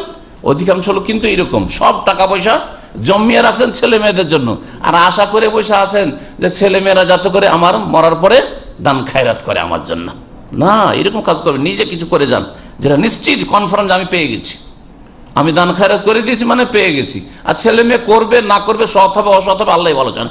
তো সাদকা জারিয়া সবচেয়ে ভালো হচ্ছে নিজে করে যাওয়া, আর তারপরে অন্যরাও, ছেলে মেয়েরা বা অন্য যে কেউ আপনার পক্ষ থেকে আমার পক্ষ থেকে সাদকা করতে পারে।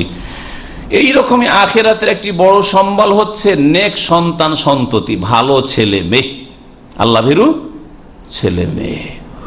ছেলে মেয়েকে মুসিবত মনে করেছে আজকালকার অধিকাংশ লোকেরা, অত ছেলে মেয়েরা দুনিয়ার কাজেও আসে আর আখিরাতের বড় একটি সম্বল।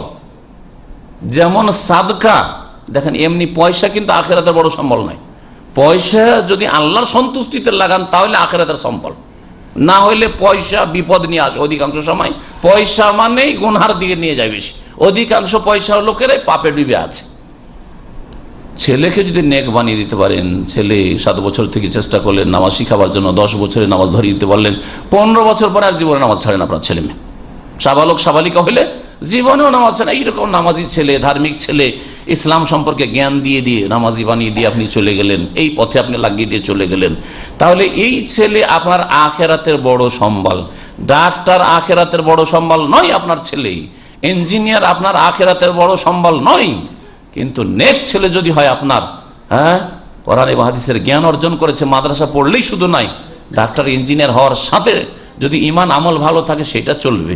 কিন্তু ডাক্তার ইঞ্জিনিয়ার নামাজ নেই, দেশের বড় নেতা হয়েছে আপনার ছেলে, নামাজ নেই, বড় এক ব্যক্তি হয়েছে, ধনাঢ্য ব্যক্তি হয়েছে, কিন্তু তার ঈমান আমল ভালো নাই, কোনো কাজে আসবে না আপনার এইসব পয়সাওয়ালা ছেলে মেয়ে। সুতরাং ছেলে মেয়েদেরকে নেক বানাবার চেষ্টা করে। সহিহ মুসলিমের হাদিস, প্রিয় মুহাম্মদ রাসূলুল্লাহ সাল্লাল্লাহু আলাইহি ওয়াসাল্লাম বলেছেন, ইনসান মানুষ যখন মারা যায়, ইন কাতানহু আমালু, আমল বন্ধ হয়ে যায়। মানুষ মারা গেলে কি যায়? আমল বন্ধ হয়ে যায়। ইল্লা মিন সালাসা, 3টা চলতে থাকে। সাদাকাতুন জারিয়া, দান খেরাত করে যান, এমন দান খেরাত যেটা কন্টিনিউ আছে। পানির একটা কুলার লাগিয়ে দিয়েছেন, যত লোক পানি খাচ্ছে, একটা মাদ্রাসা কায়েম করে দিয়েছেন, যত লোক একটা মসজিদ কায়েম করে দিয়েছে, এরকম সাদাকা জারিয়া, যে কোনো সাদাকা জারিয়া নেকি চলতে থাকে। আও ইলমিন ইউনতাফা, এমন বিদ্যা ছেড়ে গেছেন যা দিয়ে মানুষের লাভ হচ্ছে। দুনিয়াতে আপনি চলে গেছেন কিন্তু আপনার এলেম দ্বারা মানুষের ফায়দা হচ্ছে। আও ওয়ালাদিন সালিহিন ইয়াদউ লাহু, অথবা নেক ছেলে মেয়ে ছেড়ে গেছেন যারা আপনার জন্য কি করছে? দোয়া করছে। ছেলে মেয়েকে নেক করতে হবে, তাহলে বুঝা এমনি ছেলে মেয়েতে ফায়দা নেই। ওয়ালাদিন কি হইতে হবে?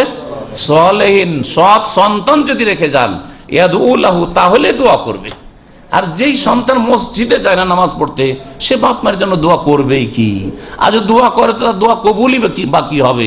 সে তো অসৎ লোকে তো দোয়া কবুল হবে না, বেনামাজি তো দোয়া কবুল হবে না। সুতরাং সৎ সন্তান বড় একটি আখিরাতের সম্বল। এই সৎ সন্তান গড়ার চেষ্টা করবেন। আল্লাহ যেন আমাদেরকে নেক সন্তান সন্ততি দান করেন। আবু হুরায়রা থেকে একটি হাদিস রয়েছে, রাসূলুল্লাহ বলেছেন যে, ইন্নার রাজুলা লা তুরফাউ দারাজাতুহু ফিল জান্নাহ, কিয়ামতের দিনে জান্নাতে দেখছে একটি লোক জান্নাতে গিয়ে আমার মর্যাদা উঁচা হতেই আছে, বা এই যে বারজাখি জগতে মওতের পরে দেখছি যে আমার সুখের জীবন আরো উঁচা হচ্ছে, মানে মর্যাদা আর সম্মান বাড়ছে কেন? আশ্চর্য হবে, যা আমল করে এসেছিলাম তো করে এসেছি, কিন্তু ধীরে ধীরে বাড়তে আছে, আরো মর্যাদা বাড়ছে কেন? তখন আল্লাহ পাককে জিজ্ঞেস করবে, ফেরেশতাকে জিজ্ঞেস, ফায়াকুল আন্না হাযা, ফেরেশতাকে জিজ্ঞাসা করবে যে আমি তো ছিলাম এই ফ্লোরে ছিলাম, এত দূরে কি করে এলাম, আবার ওপরে কি করে উঠলাম, জিজ্ঞেস করবে যে কি ব্যাপারটা কি, আমার আজকে মান সম্মান বেশি আরো ইল্লিনে, এটা কেন? কবরের জীবনে বেশি সুখ মনে হচ্ছে আজকে, আর ধীরে ধীরে আরো সুখ বাড়ছে কেন? জবাবে ফেরেশতারা বলবেন, শুনে কি বলবেন? ফায়ুকালু, ফেরেশতারা বলবেন, বিইস্তিগফারি ওয়ালাদিকা লাকা, কারণ তোমার জন্য তোমার ছেলে মেয়েরা আল্লাহর কাছে ক্ষমা চেয়েছে যে আল্লাহ আমার আব্বাকে মাফ করে দাও, আমার আম্মাকে মাফ করে দাও, মা দাদা দাদিকে মাফ করে দাও, নানা নানিকে মাফ করে দাও, দোয়া করেছে। এই দোয়ার কারণে তোমার আযাব দূর হয়ে গেছে, যার আযাব ছিল আযাব দূর হয়ে গেছে, বা নিয়ামতি ছিল, সুখই ছিল, কিন্তু সুখ আরো বেড়ে গেছে, মর্যাদা আরো উঁচা হয়েছে, জানতে পারবে।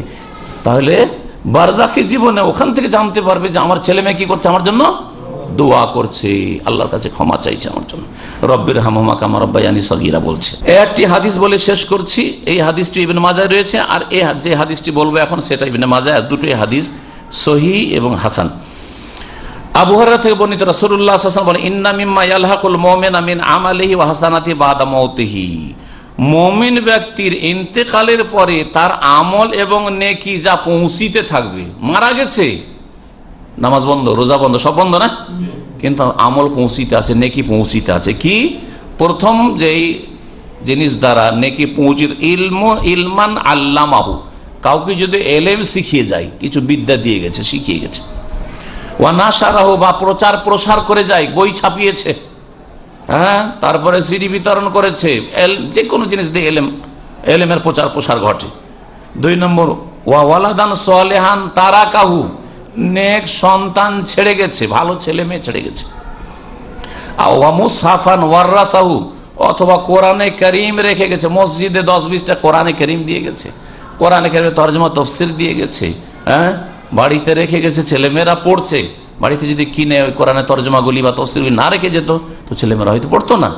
জি, এইভাবে যে কোনো জায়গায় রেখে গেছে, বা একটা লাইব্রেরি কায়েম করে গেছে। কয়টা হলো তাহলে? 3টে। আও মসজিদান বানাহু, অথবা মসজিদ বানিয়ে গেছে।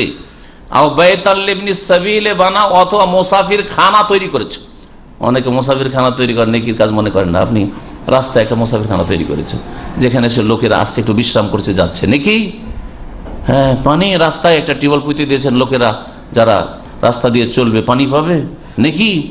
আও নাহারান আজরাহ, অথবা একটা ক্যানাল কাটিয়েছে, পানির ব্যবস্থা ছিল না, ওইখানে মাঠে পানির ব্যবস্থা করে দিয়েছে, জি, নহরের ব্যবস্থা করে দিয়েছে। আও সাদাকাতান আখরাজাহা মিন মালিহি ফি সিহহাতিহি ওয়া হায়াতিহি, অথবা ধন সম্পদ থেকে নিজেই দান খায়রাত করেছে সুস্থ অবস্থায়। কেন? সুস্থ অবস্থায় পয়সার ওপর লোভটা বেশি থাকে। মানুষ যখন অসুস্থ হয়ে পড়ে যায়, আর বাঁচবো না, মরে যাব, আর ছেলে মেয়ে যদি খারাপ হয়, ওরা দেখেও না, তো মন খারাপ হয়ে অনেকে সব দান করে দেয়। এই দানে কাজ হবে না, কারণ এই দানে এক তো মত কাছিয়ে গেছে, আর করবোটা কি টাকা পয়সা। 2 নম্বর, ছেলে মেয়ের ওপর অসন্তুষ্ট, মন খারাপ, সব দান করে দেবো, ওয়াকফ করে দেয়, মসজিদে দান করে দেবো, মাদ্রাসায় দান করে দেবো, এতিমখানায় দান করে দেবো। এই দান দিয়ে নাজাত পাওয়া যাবে না।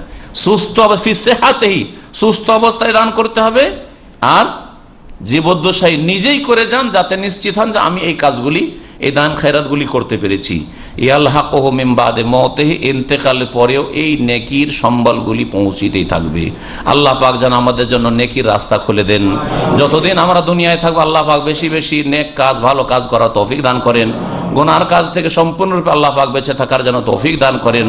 আল্লাহ পাক রব্বুল আলামিন আমাদের জন্য নেকির রাস্তা যেন খুলে দেন, সাদকা জারিয়ার রাস্তা যেন খুলে দেন। আল্লাহ পাক রব্বুল আলামিন যেন আখিরাতের সম্বলের রাস্তা আমাদের জন্য খোলার তৌফিক দান করেন। আমাদেরকে তৌফিক দান করেন, আমাদের ছেলে মেয়েদেরকে তৌফিক দান করেন। ছেলে মেয়েদেরকে আল্লাহ পাক নেক করেন, যাদেরকে আল্লাহ দিয়েছেন তাদের ছেলে মেয়েদেরকে আল্লাহ যেন নেক বানিয়ে দেন, ভালো বানিয়ে দেন। আর যাদেরকে আল্লাহ পাক ছেলে মেয়ে দেননি এখন, আল্লাহ পাক তাদেরকে যেন নেক সন্তান দান করেন। যারা এখন বিবাহ শাদী করতে পারেনি, আল্লাহ পাক তাদেরকে বিবাহ শাদী করে গুনাহ থেকে বেঁচে থাকার তৌফিক দান করেন, এবং তাদেরকে আল্লাহ পাক যেন নেক সন্তান দান করেন। আল্লাহ পাক দুনিয়া আখিরাতে যেন বরকত দান করেন। আমাদের সকলকে আল্লাহ পাক জান্নাতুল ফিরদাউস যেন দান করেন। সুবহান রাব্বিকা রব্বিল ইজ্জাতি আম্মা ইয়াসিফুন ওয়া সালামুন আলাল মুরসালিন ওয়াল হামদুলিল্লাহ।